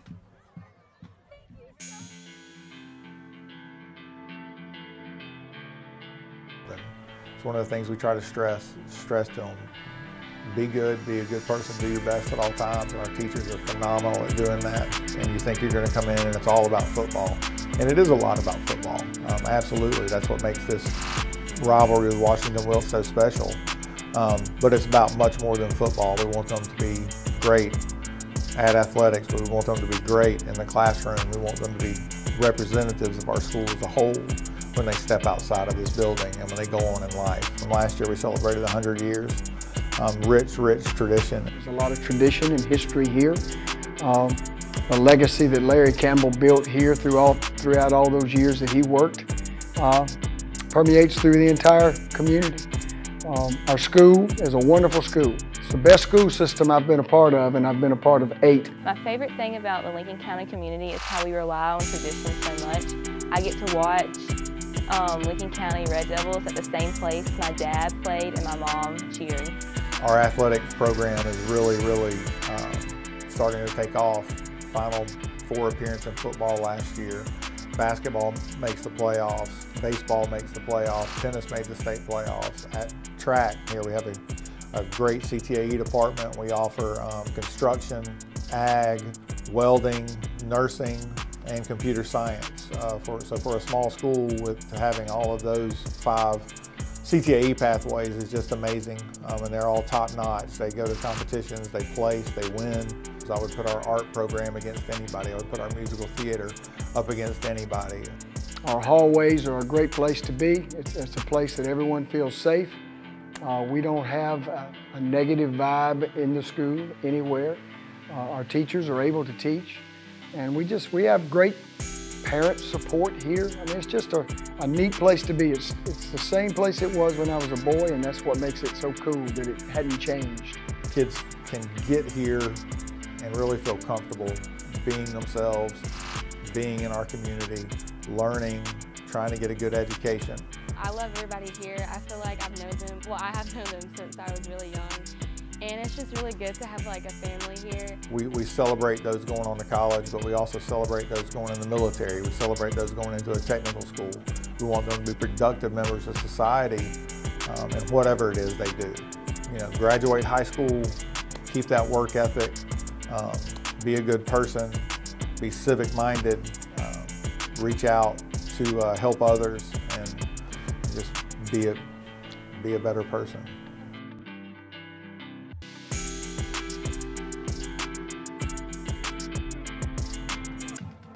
I'm back on the sideline with Victoria and Tanika from McDonald's. They are repping their different schools. There's a little bit of a rivalry going on. Can you guys tell me how you got started with McDonald's? Well, I started with McDonald's about 20 years ago, my senior year in high school, and I'm still here. What I love about McDonald's is the support that we give to the community, especially with the schools. You guys want to come out and do some spirit nights, McTeacher nights, hot cake suppers, we're going to be that people that actually support you guys on that with the schools. And Tanika, how did you get started? I started with McDonald's around 5 years ago. I started as a shift manager, then I went from a department manager to a GM. We're always doing things with the community, like Victoria said. We're always doing school events, McTeacher's Night. We'll host an event that anyone in the community would come to us with. We are eager to do anything they ask us to do. And what roles do students or kids play at McDonald's right now? Like, where are they working in the restaurant? They working everywhere. They actually doing some of the training for us. So we actually promote them to crew trainers. So they start off as crew people and actually come a training. Well, thank you so much for all that you and McDonald's do for the community. We will be right back.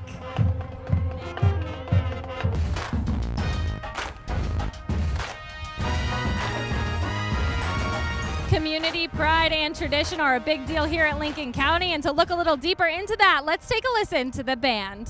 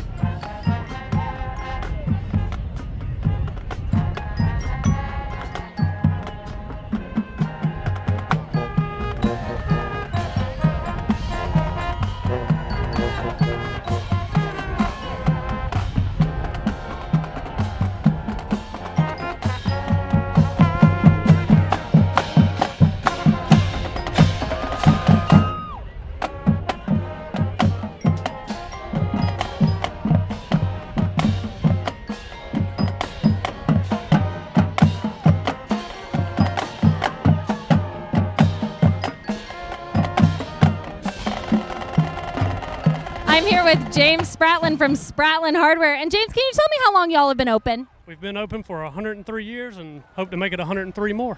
What makes you guys different than different hardware stores? Our employees are very hands-on to get everybody what they need, and we're just very involved, great customer service, and we can get you anything you need. What are the most important things that you have available at your store? We can supply any homeowner or contractor with anything they need to build a home from ground up or renovation, addition, and if we can't get it, we can order it in the next couple days, it'll be in. Are you stepping into a new role at Spratlin Hardware? I am. So I just came on 2 weeks ago, and I'm hoping to be there for another 40 or 50 years. All right, everyone, go visit James down at Spratlin Hardware. Thank you so much for the time. For now, we'll be right back.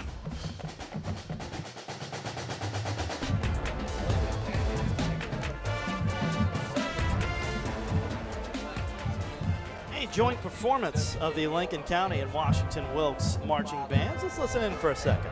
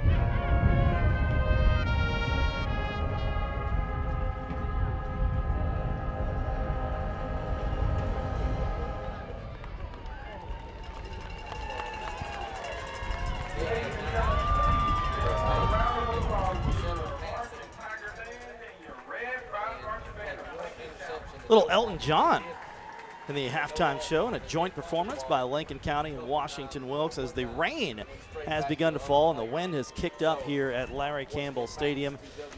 As we get you set for the second half, you can see our camera up top guarding itself from the rain. The Eichels Law Firm halftime show continues as we get you ready for the second half highlights. Our first half highlights, and the scoreboard will get there first. Yeah, Brunswick, as expected, looking pretty good tonight over Lakeside, 29-15. Burke County, they're undefeated 6-0, but they ran into a buzzsaw tonight. The #1 team in the state, Benedictine out of Savannah, is 31-7. Waco and Westside leading that one 6-0 over Washington County. Good one between Ridge Spring Minetta and Blackville Hill. A little bit of a surprise. It's 20-20. Harlem has doubled up Hepzibah. They're late in the third, 28-14. No surprise that Midland Valley should go to 7-0. They lead Airport 42-7. And look at Strom Thurman beating Saluda. A lot of big-time college coaches I heard were at this game, including Shane Beamer, and they lead Saluda 21-3. Laney 41-0 over Josie. It is 41. It is 41-0, and we will see Midland Valley. You see them 42-7 over Airport. We will see them 1 week from tonight on Game Night Live as they play Aiken. Yeah, they had never gone to 3-0. Now they're in school history. Now they're 7-0 with a chance to go 8-0 next week. Wow.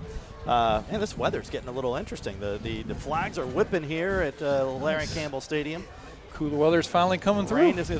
So if you've watched our meteorologist all week talk about the front moving through to bring that cooler weather, you're literally feeling the front move through right now. And it feels great. There's a look at our first half stats, and as you can see, dominated by Washington-Wilkes, 239 yards total offense, 169 on the ground, 125 of that from Tamari Curry. Lincoln County has 84 yards, but 65 of that, I think, or 69 came on one drive. There is one turnover. That was Lincoln County. Time possession pretty close. Penalties have really piled up. Really not great for both teams, but especially bad for Lincoln County. 8 penalties for 75 yards. They had a couple of personal fouls mixed in there. And, yeah, the stats would dictate where we are. 21-7, Washington-Wilkes leads. And could have been worse for Lincoln County, or better for Washington-Wilkes, as they missed or had a bad snap on the attempted field goal right before the half. Well, let's take a look at how we got there with some highlights from the first half. And here we go, the handoff, that young man, the sophomore, to Mari Curry. And here the freshman comes running out of nowhere, Andrew Beard, to knock him out of bounds and save a touchdown. And then it was a great fake here by Andrew Meach. This was the first touchdown. Fooled everybody. Yeah, fooled everybody and spins his way into the end zone, his 6th rushing touchdown of the year. Then he gives it to the backup running back, Blackburn, and Blackburn with a nice run, fighting his way into the end zone. It was 14-zip Washington-Wilkes at this point. And then Lincoln County would get in. Samaj Jenkins with the touchdown there. That made it 14-7, but Washington-Wilkes was not done. This was a great reversal to the other side of the field from Curry. Picks up big yardage. That was 31 yards on that run. And Washington-Wilkes would punch that in, and that's where we stand, 21-7. Washington-Wilkes leads Lincoln County here at halftime. And the Tigers will get the second half kickoff when we return. We'll get you those QBs by the quarter. After this, the second half kickoff is next on Game Night Live.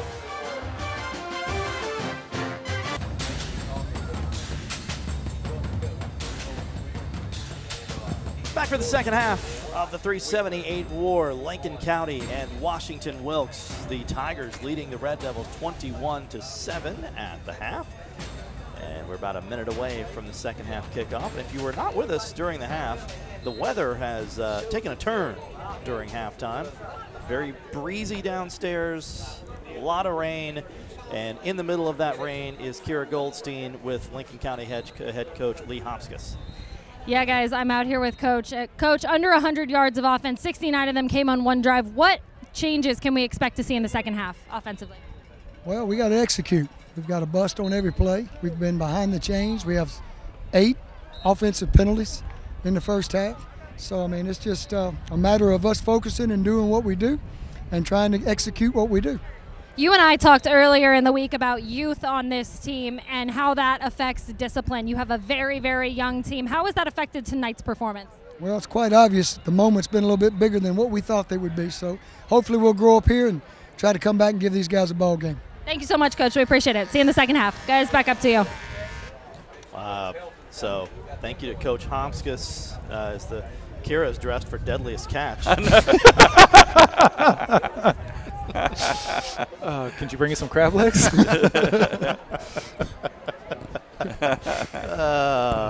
you, Kira. Thank you, Coach Hopskis. Looking forward to an entertaining second half here.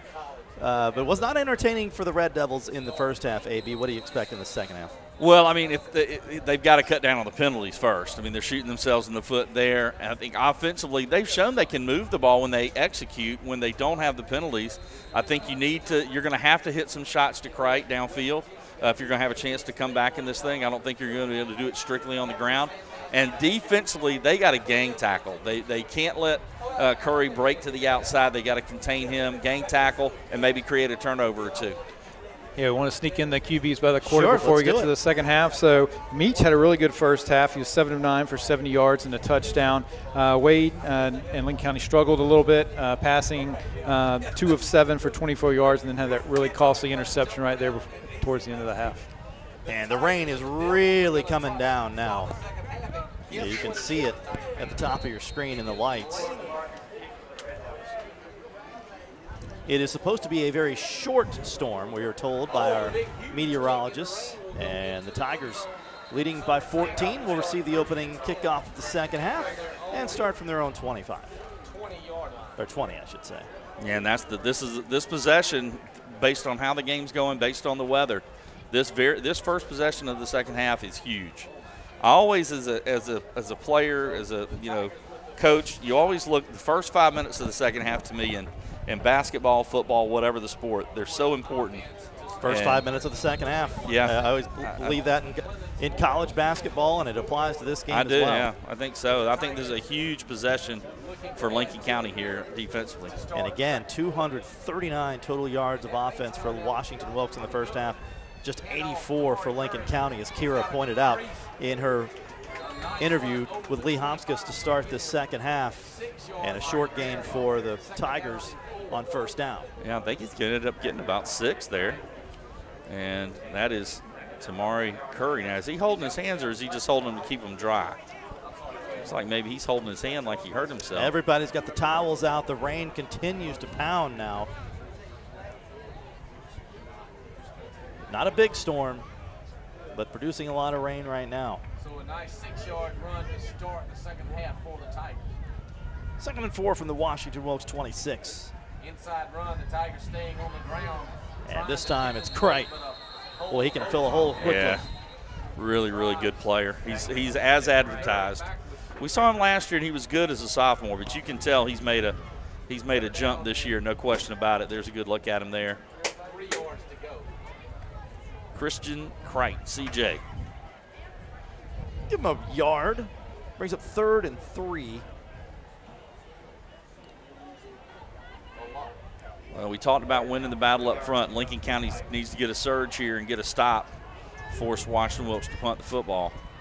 Really big play. I know it's early in the 3rd, but again, based on the weather and where you are in this game, you absolutely need to stop here. They had Blackburn, the backup, running back in there. And so, if you remember back early in the first half, Washington-Wilkes had to burn a timeout.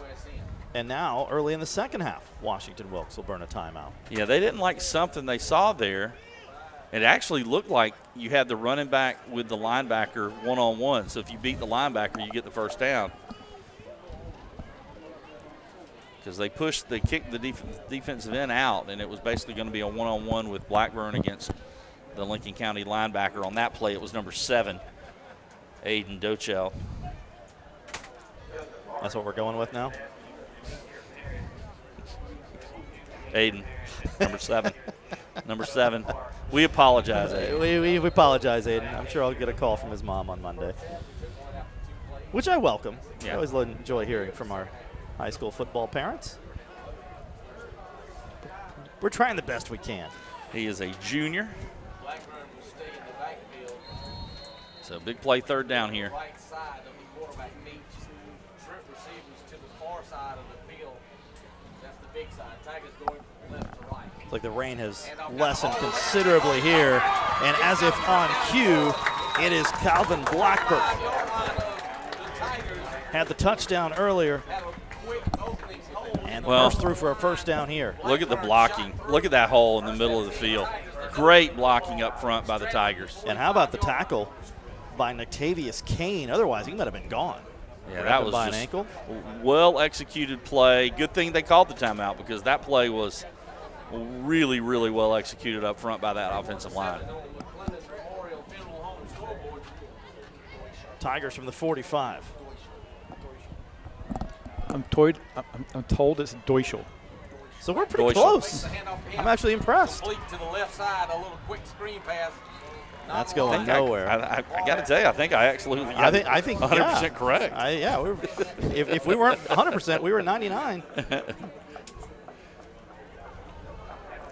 mean, it's nothing to be proud about necessarily. we got something right. Hey, he's got to be proud about that before he gets to the trivia question. Yes. We appreciate the Pink Pants one helping us out. Adam Carson's up here staying out of the rain with us. The rain is over, by the way. It looks like it has stopped. Reception, trip receivers to the right this time.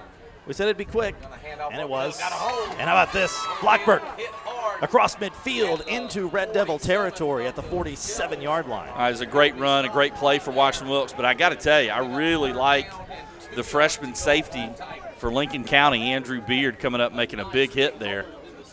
That kid's going to be a good player, and like I said, he's a really good baseball talent as well. But not before Blackburn picks up another chunk of yards. Yeah, 7 yards to be exact. It'll be 3rd and 3. Yeah, I'll call it 3rd and a long 2. This is a frustrating type game where they're just manhandling up front, churning out the yards. And the clock runs the whole time. And, you know, Meach has been efficient. Just a quiet 7 of 9 for 70 yards. It didn't really stand out. Well, he's a guy that came in with almost 1,000 yards passing, almost 300 rushing, 13 pass touchdowns. And we haven't really called his name a lot because he's just been managing the game. That was Callaway on the carry there. Or check that, 32, not 22.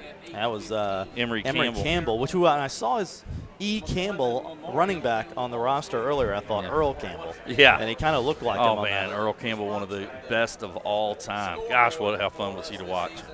The Life Lake of Georgia first down, courtesy of Campbell.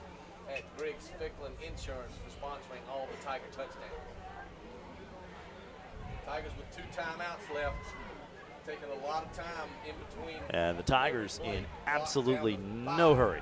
Meach will throw. And it is complete to Danner. Inside the 40, still on his feet to the 32-yard line. Nice job there. 12. Nice job there by Danner, their leading receiver coming into the game. Yeah, 4 touchdown catches coming in, and an interception on the defensive side of the ball, and a big first down here. Mark the ball at the 32-yard line. First and 10. So this is an impressive drive for Washington-Wilkes coming out of halftime. You always hear it's just what you needed was exactly what Lincoln County didn't need. They've got to get a stop somehow. Never mind about that rain stopping, by the way. Yeah. It started again. In tight, 2 receivers to the left side. See the umbrellas at the top left of your screen? Do they go that way? Going to stay up the middle of the field. Good job. Deutschel coming in, making a nice play. On Campbell. So Curry coming back in the game, but he does have that hand taped, that right hand. Yeah, he looked like he was favoring that hand coming out off that last run. And Deutschel said, y'all got my name right. I'm going to start making you call it out a bunch. Makes a nice tackle. 6:40 left in the third. Tigers 21. The Tigers just eating up a whole chunk of this third quarter. Think of the great players that have played on this field over the years. Oh, man. So many good ones. Dan Pitts, Garrison Hurst, Brandon Barton. Yeah. Alex Bradford. Yeah, true. Flag's going to come out Shedrick here. Wynn, Jarius Lots Wynn. of wins. Lots of wins and wins. Norman's, Beards. Lots of Hurst. wins, W-Y-N-N and W-I-N-S. Kurt Douglas, a great linebacker. Yep. Andrew Meach has played As a matter of fact, the game that they won the state championship, Garrison Hurst last game, it was 22-0, and they beat Bowden. And Bowden's quarterback also went to play at Georgia, Bill Montgomery. He was a player at Georgia. I think he played DB when he got to Georgia. I was here for Larry Campbell's 400th win. Yeah. When they had a fireworks show, and I think it was against Eagles Landing, if I recall correctly. You got the Powerade shower. Football just over the 25. 2nd and 4 here. Make it 3rd and 4.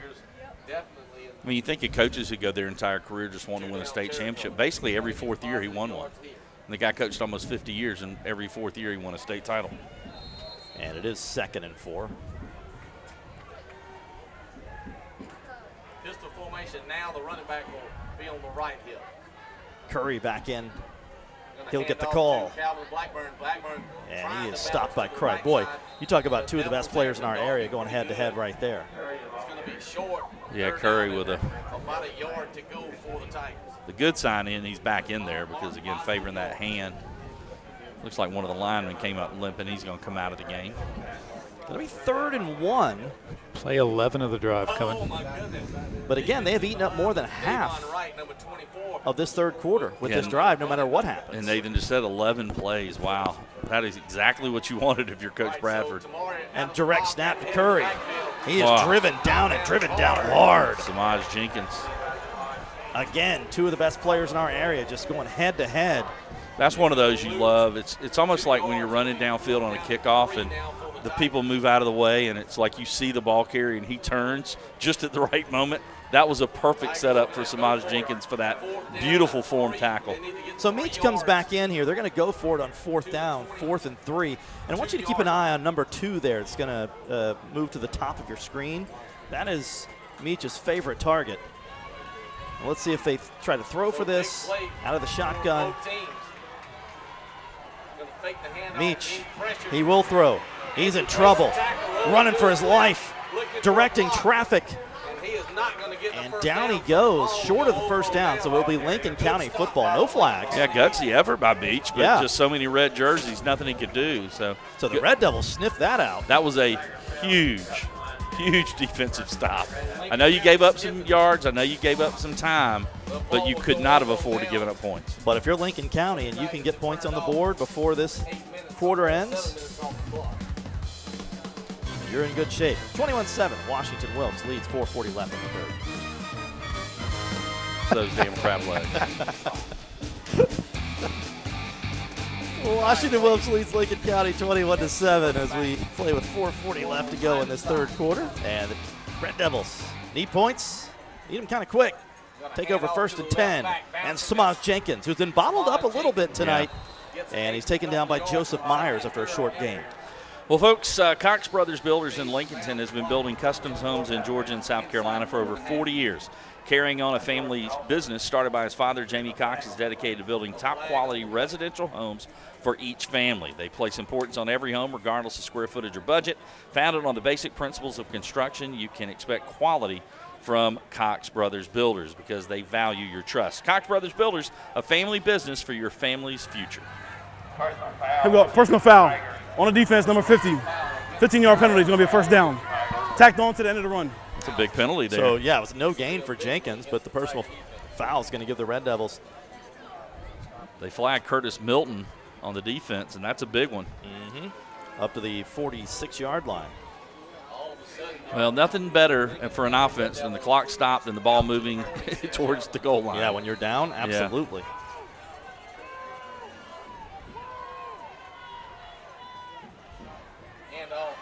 Red Devils will give it to Kelby Glaze. And again, not a lot of room. He's another sophomore, by the way. I should say Quentin Cullors, a senior linebacker, up to make the stop. First time we called his name, he's a really good player for them. And again, no gain. You mentioned earlier, AB, that Lincoln County, not a quick strike offense. No. But if you can get points, you can get back within a score before the end of this quarter. Now we'll have a motion. Yeah, if you can get it to down one going to the fourth, you're fine. And that's going to be short of Jenkins. He was looking for him at the 38-yard line of Washington-Wilkes and threw it about a yard short. And it'll be 3rd and 10. And a pretty big third down here because I don't think you can go for it at this point on the field. Yeah, they need a first down here for sure. 3rd down and it's almost 10. The way the clock has been running and Washington-Wilkes has been tough to stop. Yeah, they're leaving Simmons in at quarterback here for Lincoln County. So Justin Simmons stays at QB. And they rotate them a little bit. He's thrown 3 touchdown passes this year, also has a receiving touchdown to his credit. And this time he will roll and try to find some room. He's close. You know, I thought, wow, that's an odd play on this 3rd and 10, but Simmons fought his way up there and almost got the first down. I think he's going to be just shy, but so really now, close. when we said if it was 4th and 10, you obviously kick. It's going to be 3rd and about an inch. And this might give Lee Homskus something to think about. Well, I think 100% you go for it, in my opinion. Hey, Ken Nugent, one call, that's all moment here in the 3rd quarter. And no, they're going to, never mind, we don't have to do that. He didn't have to decide anything. They gave him the first down. So he did big get call, it. yeah. Wow, what a play by Simmons. Now Jenkins. And nothing. Nowhere for Samaj to go. It's going to be a face mask or something, I bet. Yeah, that's going to be another big penalty. There is a flag here late. And it looks like it's going to go against the Tigers. So you had a personal foul and a face mask, so 30 yards of penalties against that Washington defense. Face mask on the defense. Wow. That's the kind of thing that will drive Alex Bradford bananas. Well, yeah. Again, Lincoln County, if anything, it was the penalties on their offense in the first half. They had 8 penalties on their offense, but 2 massive penalties here on this drive. And the Red Devils now in great position. 1st and 10 at the 26-yard line. Simmons still in at QB. Gonna throw for it. He's got Cripe. Touchdown! He caught it. What a catch. Wow! Loses the helmet but kept the football. Oh, my word. 27 yards and a score. I'm thinking in my head they need a big play from something, and wow, what a catch. Early in double coverage. Play of the game. Watch this thing. No, I think play of the year. I think you're going the right way. Look at this. They could have been pass interference on 2 different guys. Somehow he pulls it in. That's his 4th touchdown catch of the year. Like I said, he lost the helmet, but no problem. Wow, what a play. Yeah, I think we did have pass interference called. A 27-yard strike from Simmons to Crite. Simmons got Crite just a little bit of space because it looked like he was running to his right, and he was looking all the way to the right, and then he turned and threw to the left. And I think that little bit of, kind of throwing the defense off allowed Crite to get behind the secondary. Pass interference. Defense. That penalty decline. We got a touchdown. What a catch. See this one more time. You see how he's looking right? Everybody's going right, and then Crite was able to get behind the defender. And, man, what a job holding on to the football there. Seems like an appropriate time for us to remind you that we'll award our Powerade play of the game at the end of this contest. And Fortson Partridge remains perfect on PATs this year, now 7 of 7. Kira Goldstein on the sidelines. Yeah, guys, when I talked to Coach Homskis, he said that Crite is somebody that colleges need to look at. He's a very special player. He's very talented, and he said that he has what it takes to get to the next level. I think we saw right there why Coach Homskis said that. Indeed, Kira, that was something special. Incredible job holding on to the football. I said earlier in the first half that he can go up and get it in a crowd, but I didn't think we were going to see the display of it, firsthand. That was special. As we take a look at the now rejuvenated Lincoln County faithful in our student section, sponsored by Payne College Lions. We mentioned, AB and Nathan, that, if Lincoln County can get points on the board, and not only they get it, there's still 2:47 left in this third quarter. Well, and it's just crazy how momentum swings in a game. It looked like Lincoln County was done for. Washington-Wilkes was getting the ball to start the second half. They marched. They eat up more than half the quarter, over 11 plays. And it looks like, again, they go in for the score, and it's 28-7. It might be ball game. Now we're looking at 21-14, and Lincoln County's got all the momentum. Yeah, absolutely. You just feel like Washington-Wilkes has dominated this football game. Yeah. But you look at the scoreboard, and we got a one-score game with a quarter and some change left to play. And some of the folks on the Lincoln County side that decided to leave at halftime when it started raining, hopefully they're booking it home and turning on the TV. Yeah.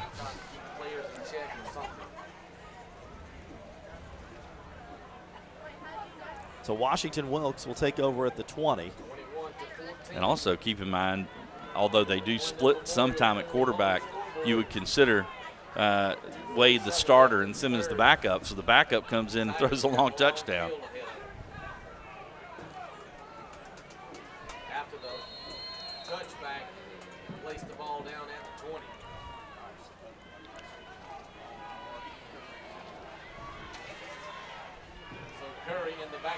So the last drive, the Tigers look to run clock. We'll see if they're more aggressive now that they're only up 7. Pass incomplete there. And the clock stops with 2:39. Well, the Georgia Army National Guard offers you much more than you might think. You can get a degree with money for school, learn job skills that translate to the civilian world, make bonds that last a lifetime, and earn pride for life. When you become a Guard soldier, your family will thank you, your country will thank you, and your future will owe you. Georgia Army National Guard.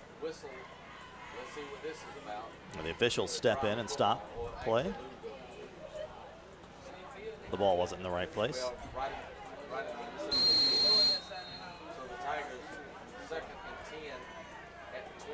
Rain appears to have stopped at this point. And that is complete, but for not a whole lot to Bryson Porter. Yeah, Christian Elam came over and made a nice play defensively. They're going to give him 4, so pretty big third down here. 3rd and 6.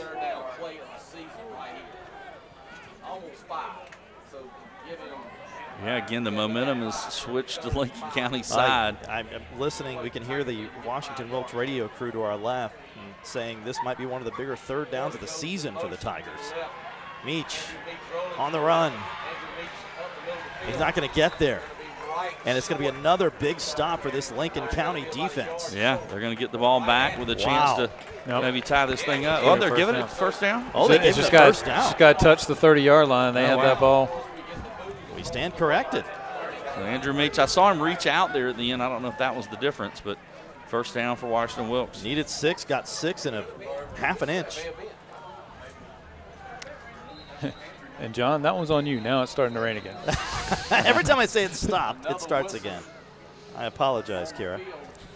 I was going to say, I don't know why y'all are complaining. I haven't even hit by a drop yet. I'm standing under, in our press box, I'm standing under where the coaches walk down from the ladder, so I'm actually getting rained on. Kira's not going to like that comment. Sorry, Kira. I feel it. Well, now what's going on? All right, so the penalty is.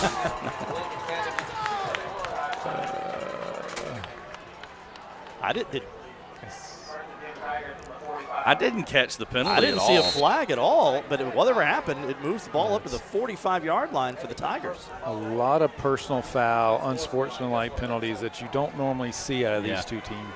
Well, when they play one another, I mean, this is a game that they think about all year. Great look at our crew, by the way, braving the elements out here. Man. Meach going to throw, and he's got a man. Incomplete, out of bounds. Oh, Meach wanted that one. Yeah, he did. Now the officials are talking about it. Obviously, Washington-Wilkes feels like it's a catch. And by the way, that shot of the crew, man, kudos to those folks. Well, you know, we talk about them every week, and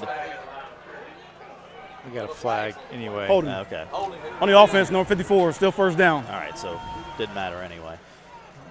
But, yeah, look at our crew there. And we talk about them each week, but they have braved 100-degree temperatures to set up for these games. Now they're braving rain. When we get into November, there will be cold nights, and all to bring you live high school football into your living, the comfort of your living room. And we can't say enough about them. That's Katron Hugie right there. I think he's saying stuff about us in his head. Hey, again, I'm getting rained on. Nah, they do a phenomenal job for sure. Handoff. All right, the handoff is to Curry. And again, it's Crite, man. He is some kind of player. Loving watching these players that we've talked about over and over and over, just fighting tooth and nail for this ball game. Well, last year, Coach Homskus had Trey Huff on offense and defense at quarterback and DB. He could rely on, and he said, you know, he's just a football player. I got news for you. I know he's a good athlete, and I know he's big. Crite's a football player, man. He is all over the field, instinctual, knows where to go. Curry again, and this time brought down by, I'll let you handle it, Deutschel. No doubt, Aiden Deutschel, my man. Another great tackle, and he has been all over the field tonight and got a lot of airtime as well. Yeah, third and 17. Both those guys are making a mistake, even if they win or lose, that they can be defensive player of the game. True. Third down and 17. That's going to bring us to the end of the third quarter. We didn't get our BrandsMart USA trivia question in. We'll do that as soon as we come back. 21-14 Washington-Wilkes, 12 minutes left to play. Oh, never mind. I'm taking a minute. 12 minutes left to decide the 87th battle in the 378 war. We've had a little bit of everything in this game, including about 3 of the 4 seasons. And Washington-Wilkes will face 3rd and 16 from its own 38. And a timeout, which gives us time to get in the QBs by the quarter, brought to you by Culpeper Lumber, Ace Hardware. Yep, Meach is 11 of 14 for 88 yards and a touchdown for Washington-Wilkes. Then on Lincoln County side, he had Wade. It was 2 of 7 for 24 yards and interception in the first half. And Simmons has come in as 1 of 2, had that big 27-yard touchdown pass in the back of the end zone. That's where we stand through 3 quarters. And time for our BrandsMart USA trivia question, AB. Yep, you should be prepared for this I'm one. dreading this one. There's so much history between these two. Well, I'm going to go anywhere. I'm going to go recent. Okay. I'm going to go very, well, I can't really say how recent, but I'm going to go fairly recent.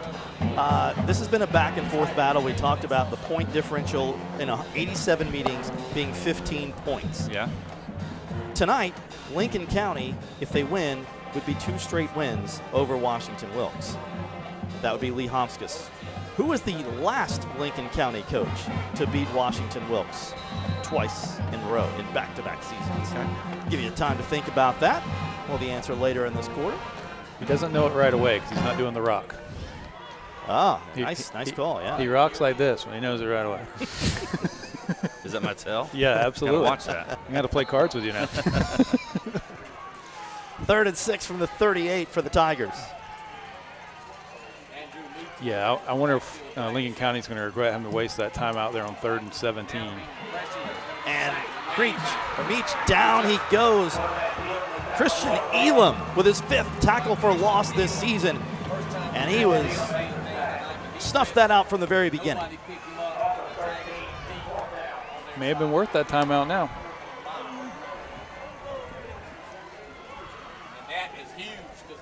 Elam just a sophomore. We talked about there being 5 sophomores on this defense for Lincoln County. Now let's hope the golf And Trace Galloway in to kick it away for Washington-Wilkes.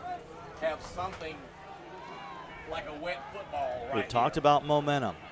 It is 4th and 30 for the Tigers. Yeah, I mean, Lincoln County should get great field position. They can go in here and maybe tie this thing up. Their return men stand at their own 45.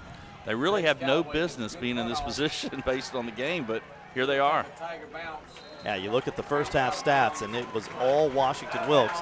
But here we are, a 1-score game with 11 minutes to play. And over in South Carolina, Strom Thurmond is rolling over Saluda tonight. You'll have that score and many more on Football Friday night with Brendan. Yeah, Brendan and Graham Lee. Yep. Getting ready for Football Friday night, 11:35 over on WJBF NewsChannel 6. Hopefully we can be back on our couches in time for that. Yeah, so this Lincoln County defense in the second half, they gave up 239 in the first half. They've only given up 49 total yards in the second half. That's crazy. Wow. Well, nice adjustments by the coaching staff. Got to give them credit. From their own 40. Simmons still in at quarterback. Big gain across midfield.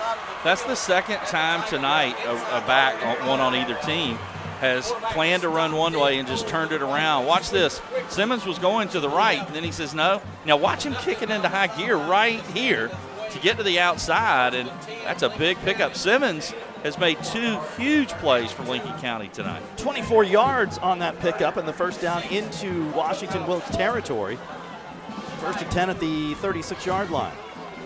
The senior stepping up tonight in a big spot. You know, Coach said at halftime that maybe the moment was too big for him, but it's not been for Simmons so far. Well, ever since they've made that change at quarterback, this offense is humming. And Simmons, another completion. It's Cripe. And Cripe with another first down to the 23. He delivered a blow there at the end. Nick Harkins made the tackle, but he took a shot from Cripe. Where was this Red Devil offense in the first half? And again, you feel it. Kira was saying she could feel it on the sidelines. You're feeling it throughout the building. The wind is out of the sails a little bit on this side. We're on the Washington-Wilkes side. You can feel it out there. The momentum has definitely shifted to Lincoln County. And they're feeling pretty good about themselves. Now, Wade is back in at quarterback. Yeah, Makai Wade, number 2. He will hand it to Glaze. And again, Glaze with a big game. Well, we heard the Washington-Wilkes radio announcer say they're missing tackles, something they're known for doing on that play. Yeah, they were missing some. And that's a really heads-up play. Some of the Lincoln County players pushing Glaze out of there, telling him, we don't need a penalty right now. Point at the scoreboard. Yeah, you don't need anything to disrupt this drive. It's been ideal. Spencer Stewart, number 62 there in the middle, trying to get the crowd riled up.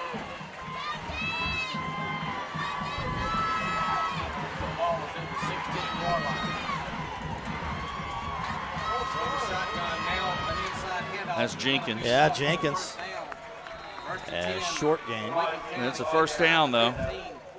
And that will move the chains. Yep.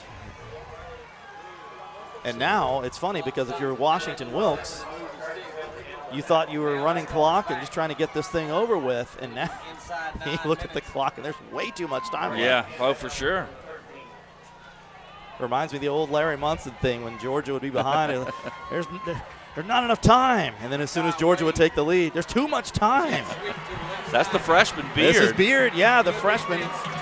Dragged out of bounds and the 9. Pushed into the, yep, I was going to say, he was pushed into the fence over there. The flag comes down. That's another personal foul on this defense. That's 3 of them in this half. What? Well, that's not this play, but he was down and out and was then pushed into that far fence over there by the snow cone. By the snow cone thing that's apparently closed now. You hear the crowd. I mean, look at the crowd getting into it.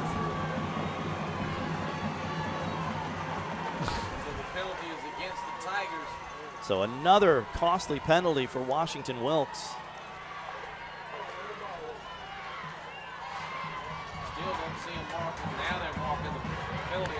And as they mark the penalty off, it's going to be first and goal. On a defense, half the distance. I couldn't hold up! I would call a timeout and have a brain aneurysm screaming about the penalties. Hold on. And I would be fired for how bad I was to the kids. On the defense. Like having children. Second down, a down counts. And again, look at this Lincoln County team. You got to have patience, man, as a coach, trying to mentor these young kids. Levi Bessinger now firing up the crowd. It's Jenkins, and Jenkins is in. We're tied. Well, an extra point away from being tied. What a drive and what a second half from Lincoln County. As the rain begins to fall again. I mean, it was 21-7. Washington-Wilkes has just taken all the third quarter. You think this thing's over, and here we go. Back-to-back touchdowns for the Red Devils. There's something about this rivalry. Yep.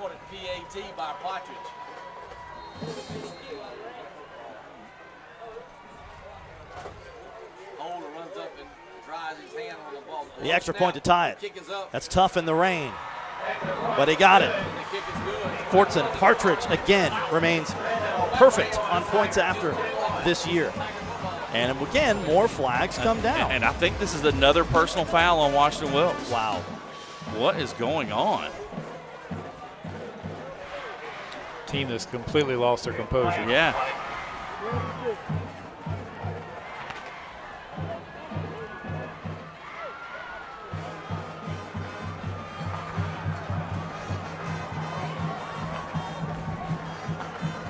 Hey, number 12, unsportsmanlike. Number 12. Number 12, that one, tell him. Yeah, turn your mic off for that. Number 6.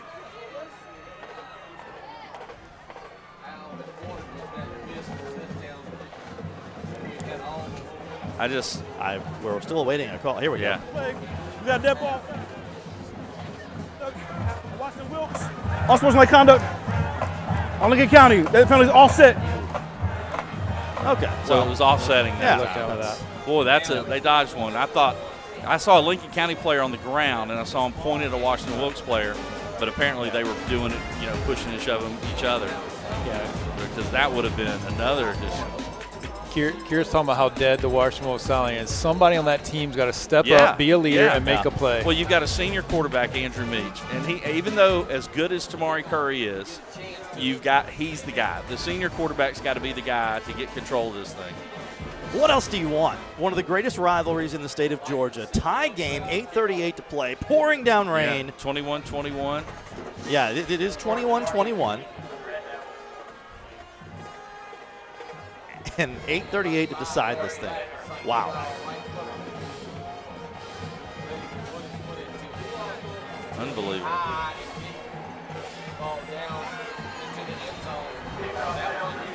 And the Tigers will take it out to the 20.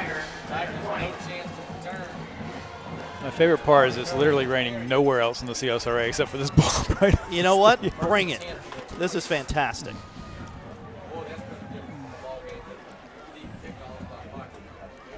Again, this Washington-Wilkes team 9 points away from being undefeated this year. Yeah. They've lost to two very, very good teams. And Lincoln County, all Lee Hopkins talked about to us all week long was how young this team is. And again, they showed a lot of mettle so far tonight, though. That offense with 3 sophomores and 2 freshmen has shown some mettle tonight. But now it's Washington-Wilkes' turn.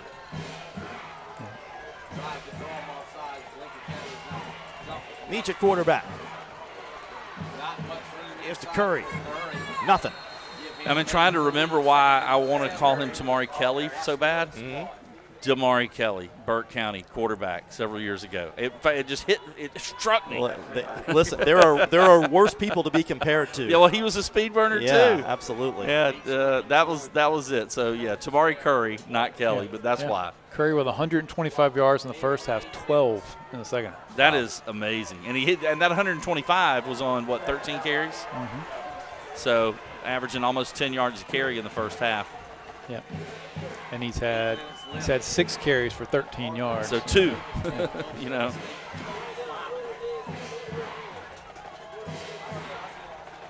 On second down, it's Curry again, and Lincoln County up to the task again. Curry refuses to go down, but he looked like he had momentum going forward, and then quickly. Well, now this is a massive third down for Washington-Wilkes. Well, yeah, because, I mean, the way Lincoln County has moved the football here in this fourth quarter, second half. Hey, and the way the defense has played. I mean, they gave up yardage in that first drive, but then they made the stop. You know, you got to give them credit. The second half is just they flipped the script on Washington-Wilkes.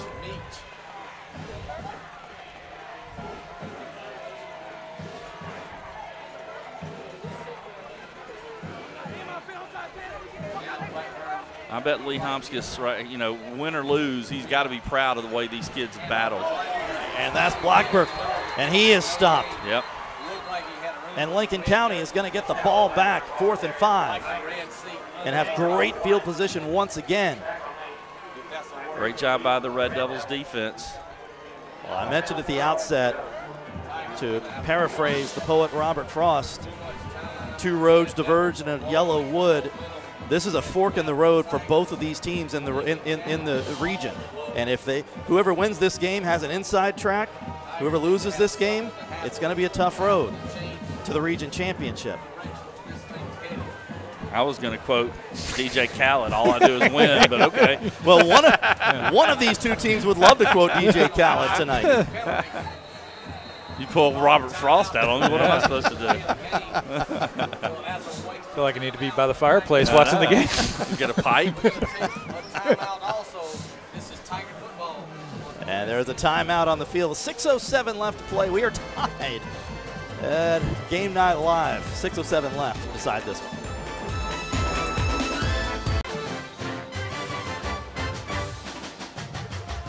Six minutes, 7 seconds to decide the 87th meeting of the 378 War. 21-21, and Washington-Wilkes will kick it away to Lincoln County. Samaj Jenkins. Well, with this weather, this is an important snap and punt. See if they can get this thing off cleanly. Jenkins standing at his 42-yard line. They do get the kickoff, and Jenkins will let it roll. Fairly good Washington-Wilkes bounce, and the Red Devils will take over at the 42-yard line. And we go to Kira Goldstein on the sideline. Guys, when I talked to Coach Homskis about this team, I know we've talked about how young they are, but he really harped on their youth. And he said, you know, just because they're young doesn't mean that they're not talented. He said that a lot of the mistakes that they've made have been due to their youth, but that if they could get it together and work as a team and remain disciplined, that they could really be a fighting team that would give other teams a run for their money. And I think that's what we're seeing here tonight. I think they've really gotten their stuff together. I think that they're growing up a little bit in the moment, which is really fun for us to watch them grow a little bit in front of our eyes. And Coach Homskis did say that this could happen. If they just got it together, that we could see a moment like this.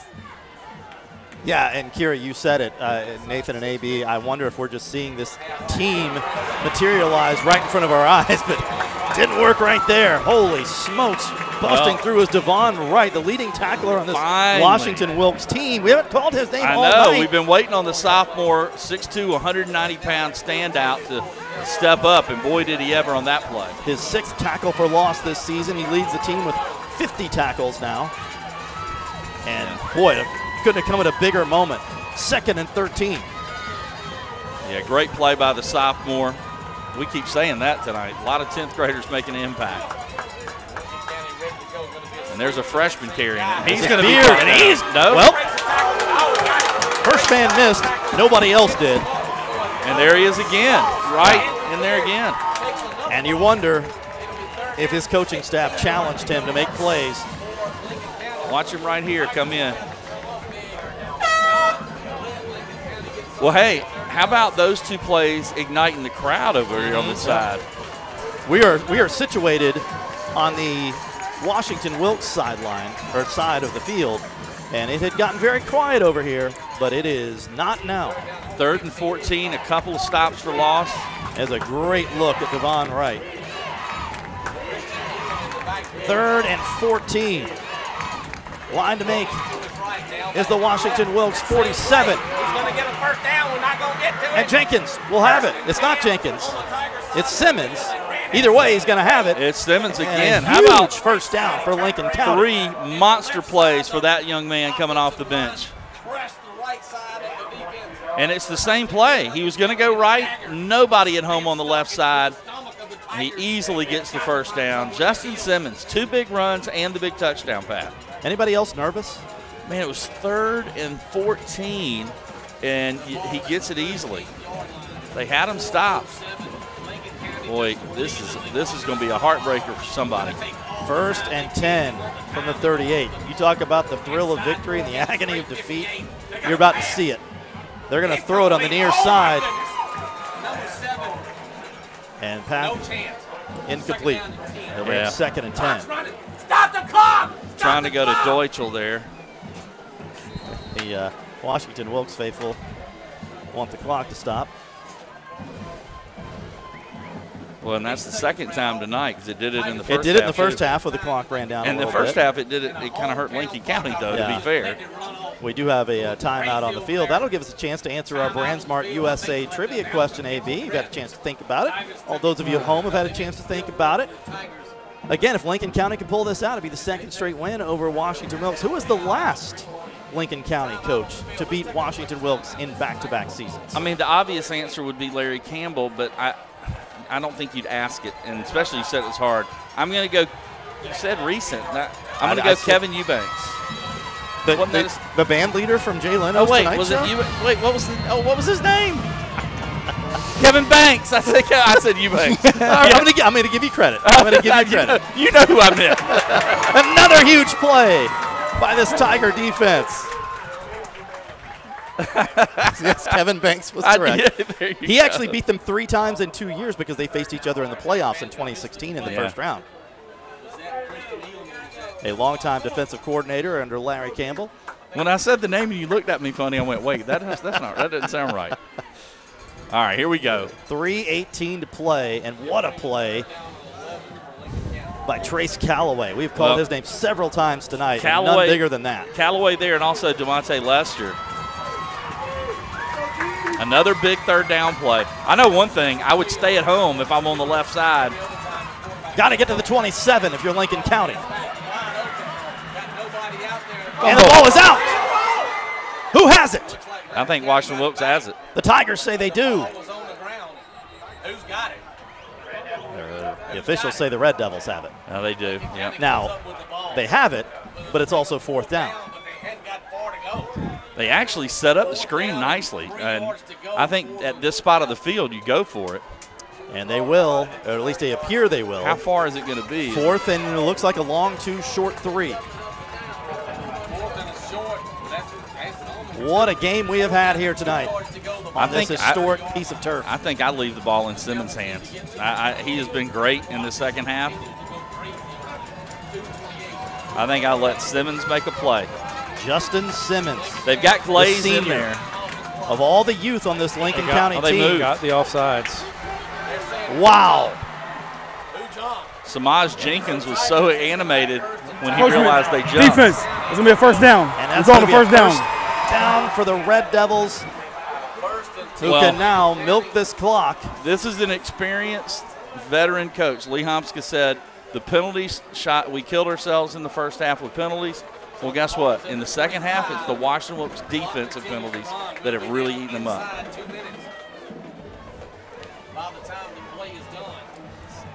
This has really been something to watch. All Washington-Wilkes in the first half, all Lincoln County in the second half. And with less than 2 minutes to go, what's going to happen? Fumble! Simmons lets the ball loose. Washington-Wilkes has the football.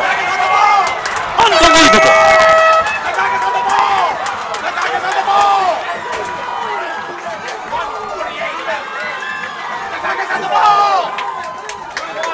We have talked about the weather and the rain and the slippery football, and it finally comes into play as Washington-Wilkes comes up with a huge turnover. Let's see who got it. The ball just slipped out. Number 19. And it was Jordan Dawson, who also has 5 tackles for loss this year, to co-lead this Washington-Wilkes team. None bigger than that fumble recovery. And now here come the Tigers with a minute 45. There's a flag. There is a flag. As you watch this, remember there is a flag. The Red Devils feel like that's coming back. The Tigers obviously want that to be a touchdown. 72 yards. Hold everything. 72 yards. If it stands, it's a 72-yard touchdown to Curry. But doesn't appear that anybody feels like that's going to stand.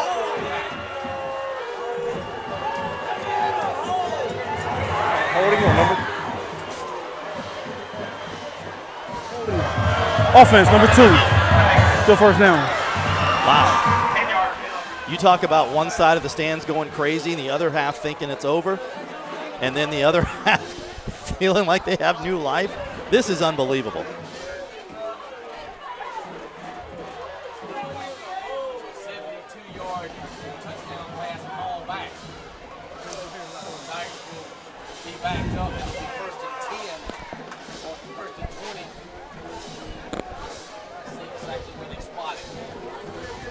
Where will they spot this football? All the way back at the 19-yard line. First and 20, Tigers. Tigers need to stay calm and try to get a chunk back here, not try to get everything at the 133. Trips to the near side on the bottom right-hand corner of your screen. Wow. I mean, this has been a wild one. I mean, look, we got 93 seconds. I don't think that's going to be enough to decide this one. I'm just going to tell you. As Meach is out of bounds. Oh, he stays in bounds. Now he gets out at the 24-yard line. Clock should stop with. Well, he ran it. The official called it inbounds. All right, they're saying he stayed in bounds, so the clock will continue to run inside a minute 20, and now less than that. 14 yards to go, the 6-yard scamper by the quarterback. Tigers need to hurry or this thing will be going over. And Washington-Wilkes not in any particular hurry here as we tick under a minute. Doesn't look that way. Yeah, it looked like almost playing for overtime. Well, they've only got one timeout. Lincoln County's got 2. If you stop them here, if I'm Lincoln County, I call a timeout. Meach running for his life. He does have a completion.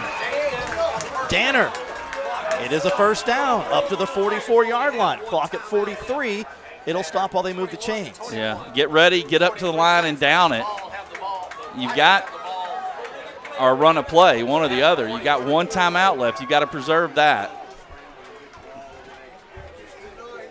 The clock has started. And off we go. And they ran 7 seconds off, and there's a false start. Yep. Now the Tigers may play for overtime.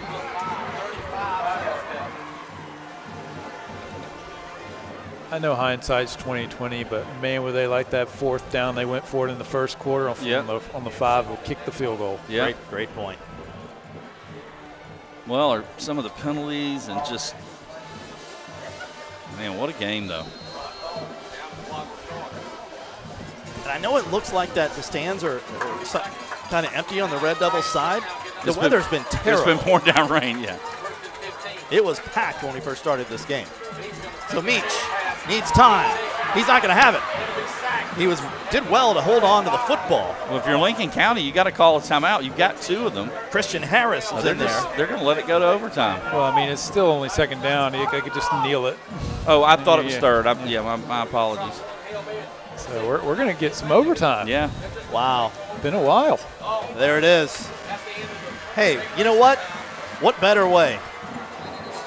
What better way to end the 87th version of the 378 war than with some overtime? We got free football coming your way, all tied at 21.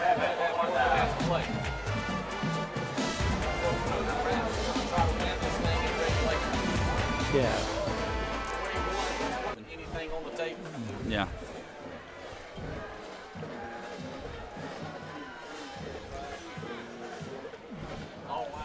All right, so while we were away, they put 1 second back on the clock. Not sure what can be done in that 1 second. Looks like the Tigers plan to try to kick it away. Interesting, it was Washington-Wilkes that took that timeout too with the 1 second. Yeah.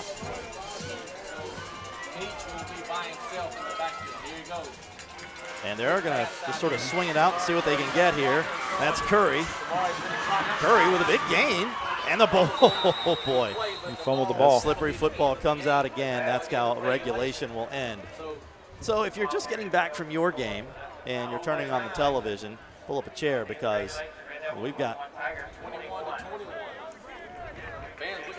overtime coming your way. So here's how it works. Georgia High School Association rules. It's basically kind of like college football, except for it's a little bit different on the yardage. So each team will get a possession from the 15-yard line instead of the 25 like in college. And they will, if you score a touchdown, the other team has to match you. If you score a field goal, the other team scores a touchdown, ball game's over. So Lincoln County player down on the Washington-Wilkes sideline. There is on the far side of the field. What a game, though. This has been incredible. It looked like it was over, and Washington-Wilkes had it, and Lincoln County battled back. I mean, what else? Hey, what else would we expect in a game this close, points-wise and wins and losses-wise for so many years? As soon as the weather changed, the game changed. Yeah. It does appear to be Aiden Deutschel that is down for Lincoln County. But he's back up now. And I got to tell you, man, I know Andrew Beard was also shaken up. He's good. I know Justin Simmons, fumbled there, but what a lift he gave this team. The big third downs he picked up, the touchdown pass. Yeah, potential player of the game on the offensive side of the ball. And he might have played the least amount of offensive plays of any player of the game we've ever had. And we haven't even had a chance to say that we will award our McDonald's offensive and defensive players of the game at the end of this broadcast. And we'll have our Powerade play of the game, Georgia Health Department hit of the game. It's crazy to me how sparse the crowd got when it was raining. I think a few people may have snuck their way back in here. Yeah, I think they went to their car watching it on the app, decided to come back. So we will have a coin toss again. And the coaches are out there for that. As well as Andrew Meach, the senior quarterback for Washington-Wilkes, and Samaj Jenkins.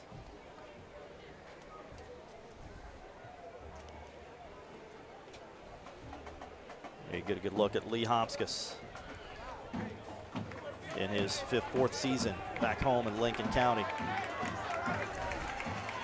Or maybe they were just, maybe don't do a coin toss. Maybe just explain the rules so everybody's on the same page, as we just did.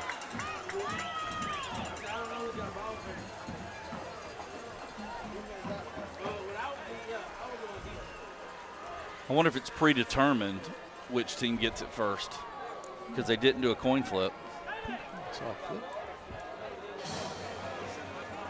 I don't know. I'm seeing things. I thought I saw a coin flip. Oh, you did see it? Okay. I did not see one, but I have the worst eyes in the press box. So, so they'll go to the south end of the field here at Larry Campbell Stadium, Buddy Bufford Field. And I would say you might try to lean and figure out who this favors. I don't know, because the game was such a back and forth. Well, look, if you're Washington-Wilkes, I would want to go to that end they're going to, because there's less room down there for fans. If you go to the other way, there's a lot of Lincoln County fans in that end. Well, Lincoln County's got the ball, it looks like, because that is the defensive team for Washington-Wilkes out there. So the Red Devils will have it at the 15-yard line. This is going to be fun, fellas. Yep. Everybody lining the fence in the other end zone. A little disappointed. Yeah. That brick building you see to the left, of the top left corner of your screen, is the old basketball gymnasium here.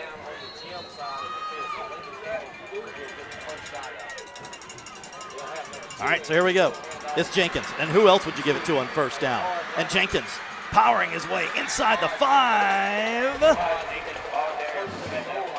Wow, that's a nice start if you're Lincoln County. Heck of a start. Give him 13 on first down. And it'll be first and goal at the 2.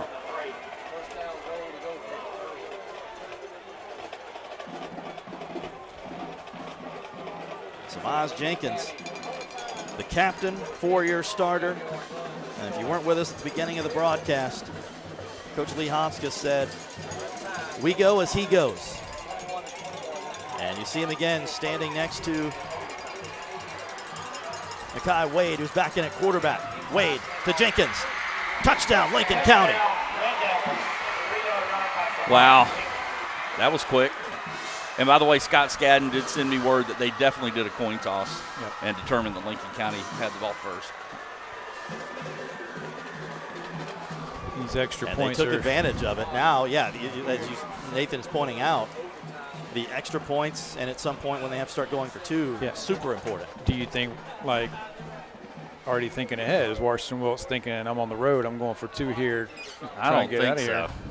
I don't think so. Both of these teams have good kickers. Yeah. Forts and Partridge will be the first to attempt a point after. Flags. Offsides on the defense now. Defense. Well, this is interesting. Yeah. Now do you go for 2? Oh, man, I don't know. I think I kick it. I think it's a Ken Nugent 1 call, that's all moment. I don't think we've ever done one in overtime before, but it is. I think I would kick it and hope your defense gets a stop. Yep. Samaj Jenkins coming off the field. I would definitely kick it gingerly. Yeah, so they move Partridge. Well, the reason that's big is not only is he, their best running back, he's also very good on defense. So that could be a big blow to Lincoln County if he's not able to play on the defensive side. This amounts to an 18-yard extra point. And I think the Tigers jumped again. I think they're. No, it's Lincoln County this time. So just erase the last minute and a half from your mind, and we'll start it over again. I know one thing, though. You can't help but get thrown off a little bit if you're the kicker, right? I mean, it's almost like icing without icing. You have a routine. Yeah, you've got a routine, and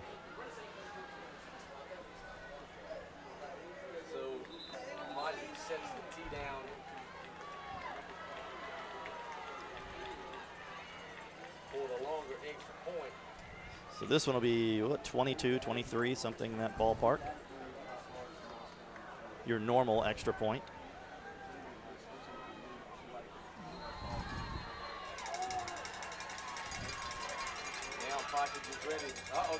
Oh, they're going to fake it. They're going to throw. It is good. No, he dropped it. He dropped by the tent. I couldn't see. Wow. It was oh, my goodness. They had it perfectly designed. They had perfectly it wide designed. Open. Oh, my gosh. He's going to be kicking himself. Crite. Was that Crite? It was one of the best players in the CSRA. And now Washington-Wilkes. It was 13 or 12. Was it 13 that dropped it? Yes. 13. Wow. Oh, he's going to be kicking himself. Now, he's got to forget that because he is their best player on defense. Yeah. And he's had such a huge game. Lincoln County, to be clear, is not in this position right now if it's not for C.J. Crite.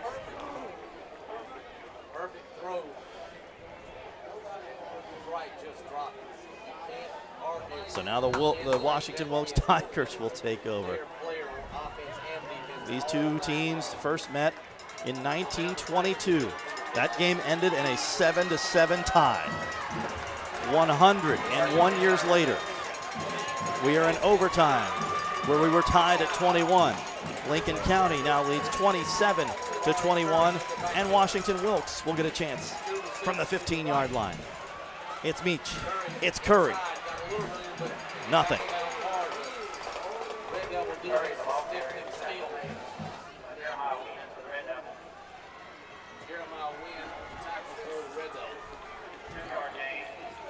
They'll give him 2.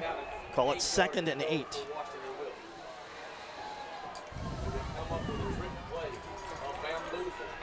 Wow, what a gutsy call on that two-point conversion.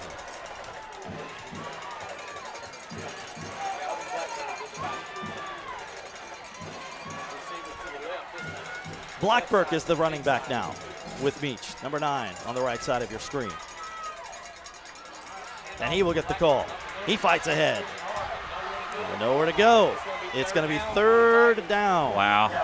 And there's Crite right in the middle of it trying to make up for that drop. And he goes a long way toward doing that. Lincoln County wins this game. Nobody will ever remember that drop. He might. They were they won't. They were pretty much dominated for 2.5 quarters, right? This will be a tough loss to handle if you're Washington-Wilkes. Still a chance though. Blackburk remains in it running back. And it's 3rd down. It is 3rd down. And 3rd and 7. Ball's at the 12. Meach needs help. Makes one man miss. Meach directing traffic. End zone. I think it's Callaway. No, out of bounds. I think he crossed the line of scrimmage he did. anyway. Yeah. He did. It doesn't matter. It's 4th down, but he threw that at about the 11. The line of scrimmage was the 12. Let's see. Well, let's see if we can. There's a timeout. Yeah, it looked like on the replay. It looked like he got up close to the 10-yard line. The 12 is the line of scrimmage. Let's see where he was when he threw the football. It was close. It was close. He might have been behind it still. Yeah. There is an injury on the field. Yeah. He wasn't like the Auburn guy who ran across the line and then backwards last Saturday. There were a lot of issues in that game. R.J. Crite is up. Yeah, that's limping good a little bit, but he's up. But it all comes down to this. They need 7 for the 1st down. They're at the 12. Yeah, you got 4th and 7 from the 12-yard line. Got to get to the 5-yard line for a 1st down. And obviously, I try to throw a screen pass to Curry. I was wondering if they were going to go that route. That's what I would do. I mean, you get the ball to your best player's hands in this spot, in my opinion. You win with them or lose. If you don't do that, you throw it into the end zone. There's nothing else you do, in my opinion, other than those 2 things. Players kneeling and praying on both sidelines. This game means so much to these communities. Yeah, and it's not just the players and the coaches. I mean, the entire communities. This game means a lot. Yeah, I figure we're probably going to see a couple of timeouts here on both sides. Washington-Wilkes calls this one. And you're right, AB. Talking to both coaches this week, Lee Homskus put it the best, I think. It's rare that of all the people who play high school football and all the programs, it's rare that anybody gets to participate in a game like this. That's true. Every year. These 2 teams, the last time they didn't meet was 1957. And that's crazy. It has been they don't call it a war for nothing. So Alex Bradford, you see him with the headset.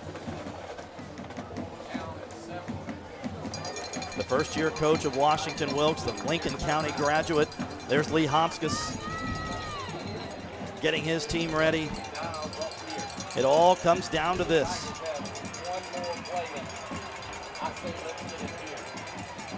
Wow. See what they draw up. Blackburk is the running back. Meach is the quarterback. And you got Curry over on the right. They want to throw. Meach, end zone. And it's picked off. No, he tipped it away, I think. Oh, he tipped it away. I got screened. That was Nictavius Kane who made the play in the end zone. Nictavius Kane with the game-winning play for Lincoln County. Yeah, he tipped it away. Watch. That looked like it was going to be a catch. And, yeah, Kane came off of his receiver. Boy. The receiver was open. He was covering someone else. And he came over and made a heck of a play on the ball. And could have picked it off. It doesn't matter. Yeah. Holy smokes.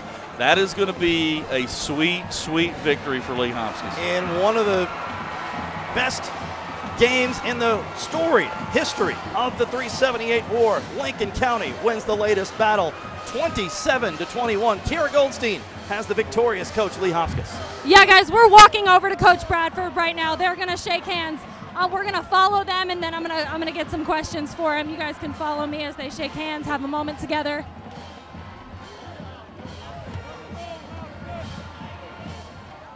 It's a great moment, guys. Hey, Coach. Let's come over here. We're going to face this way. Coach, you never led in regulation. What did you learn about your team, specifically your defense, in that final stand? Well, we talked at halftime about growing up a little bit. Stop feeling sorry for yourself and play. When we played, I'm as proud of this bunch as I can be. We could have folded. We could have given up. But they continued to fight, and, man, we're just blessed to win this thing. Very, very fortunate to win. You hit the nail right on the head. I feel like we got to watch your team grow up in front of our eyes. What are you particularly pleased with from the fight that you saw tonight? Hell, I'm proud of the fight. I'm proud of these young freshmen and sophomores learning how to fight. We came out here and we looked like we were intimidated the first half, and we played intimidated. But we grew up a little bit. Samaj Jenkins, we go as Samaj goes, and he played well on both sides. So, again, great football team. We're very fortunate to win, but we ain't going to apologize for it, I promise you. Thank you for the time, Coach. Go celebrate this win. Guys, we're going to send it back up to you. We've been getting some great one-liners lately, John.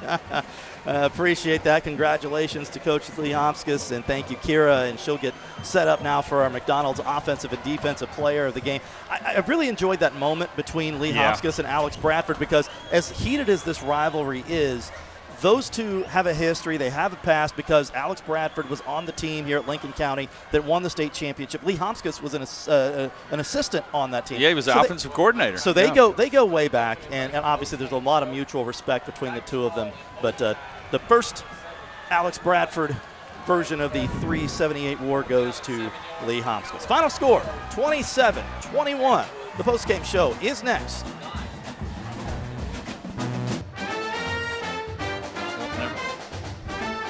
We're all kind of decompressing here in the booth. That was something to watch as Lincoln County pulls out a 27-21 victory in the 87th edition of the 378 war. Let's do some business here and get you your QBs by the quarter for the fourth quarter, brought to you by Culpeper Lumber Ace Hardware. Yeah, we'll start with Meach with Washington-Wilkes. Had a pretty good game. He was 13 of 18 for 131 yards and a touchdown in the loss. But then Simmons for Lincoln County really sparked him in the second half. Had 3 of 5 for 48 yards and the touchdown, and also added 60 yards on the ground. That's your QBs by the quarter, brought to you as always by Culpeper Lumber Ace Hardware.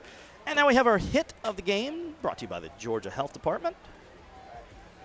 And a couple of early nominees in the first half. Yeah. Not so much in the second half. That's definitely not the hit of the game. A little form tackle right here from Samaj Jenkins. Oh, on Tamari Curry. Very nice. Tamari Curry. Still have 30 minutes to vote for Tamari Curry as our player of the week for last week, our 44-strong player of the week. That's on our website, WJBF.com. That brings us to our Power Aid play of the game. I think we know what this one is. I think we have a pretty decent idea. Simmons going deep. Watch the catch on this one, folks. Unbelievable. In a crowd, pulls it down, loses the helmet. Big-time players make big-time plays. And then drop the two-point conversion later, but it worked out for Lincoln County as the Red Devils pull off the victory as their faithful head back to the cars. Very happy tonight. All right, we have our McDonald's offensive and defensive players of the game standing by with Kira Goldstein. Hey, Kira. Hey, guys. Yeah, I mean, an insane game on both sides of the ball. We're going to start with Justin Simmons. Justin, can we talk a little bit about this offense? Because you guys look like a very different team in the second half. Hey, I just feel like we started off a little bad, but you know what I'm saying? We came back, and we didn't quit. And I like that about the Lincoln County Red Devils. We don't quit. We fight, and we fight. I like that. What was the message at halftime from Coach, or what changed? Because I'm not even kidding. You guys look like a very different team. Hey, we just got locked in. We came out. We really wasn't even ready, you know what I'm saying? They got a little advantage on us, but we went in that locker room. We got right. We got an advantage coming out back out here. I got my boy CJ doing what he do, you know what I'm saying? I love that boy with everything. I love him. Well, you changed the game on offense, and that is why you get that hardware right there. Now I'm going to turn to your boy, CJ. CJ, let's talk about the defense because, I mean, you guys stepped up so big, and you were a huge part of this win tonight. What was the defensive performance like from your angle? First, I'd like to shout out to the coaching staff, making the play calls, defensive stunts, all that. But I really think that we got that motivation hype, and we just knew that we had to do what we had to do. And then what changes did you guys make from the first half to the second half? I mean, I know you changed your mindset, but how did you implement those changes to get this win tonight? Coach Hus always told us, fly to the ball, keep everything in front of us, and we'll win the game. Well, you flew to the ball, you won the game, and now you won some hardware. Congratulations, CJ. Guys, we're going to send it back up to you. Amazing game down here. One of our best ever, AB. And congratulations, by the way, to CJ Crichton and Justin Simmons. And hey, Simmons, Simmons, of the game. Again, didn't play very many plays as for the whole game. But, man, he came in, he threw the touchdown. He had the 2 long scrambles on 3rd down to pick up 1st down. He turned the game around for Lincoln County. Quality over quantity. Yep. All right, so that's going to do it for tonight. Lincoln County will move on to face Greene County on the road next week. Washington-Wilkes will be home against Aquinas. That's another tough matchup for the Tigers. CJ Crichton would probably assume we don't show that one. Washington-Wilkes, like you said, an overtime game and 9 points, they could easily be a 1-loss team or undefeated. Instead, they've got 3 losses now. And a really class move, Kira telling us that Coach Bradford from Washington-Wilkes down there hugging the Lincoln County players, congratulating them. So anyway, all right, so that'll do it for us. We will see you 1 week from tonight. We'll have Midland Valley at Aiken as our next stop on our Game Night Live tour.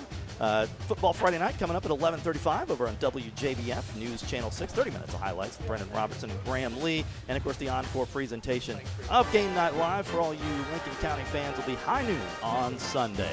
So, for Kira Goldstein on the field, our entire crew, Nathan Edwards, our statistician, AB up here in the booth, John Hart saying so long. We'll see you 1 week from tonight from Aiken.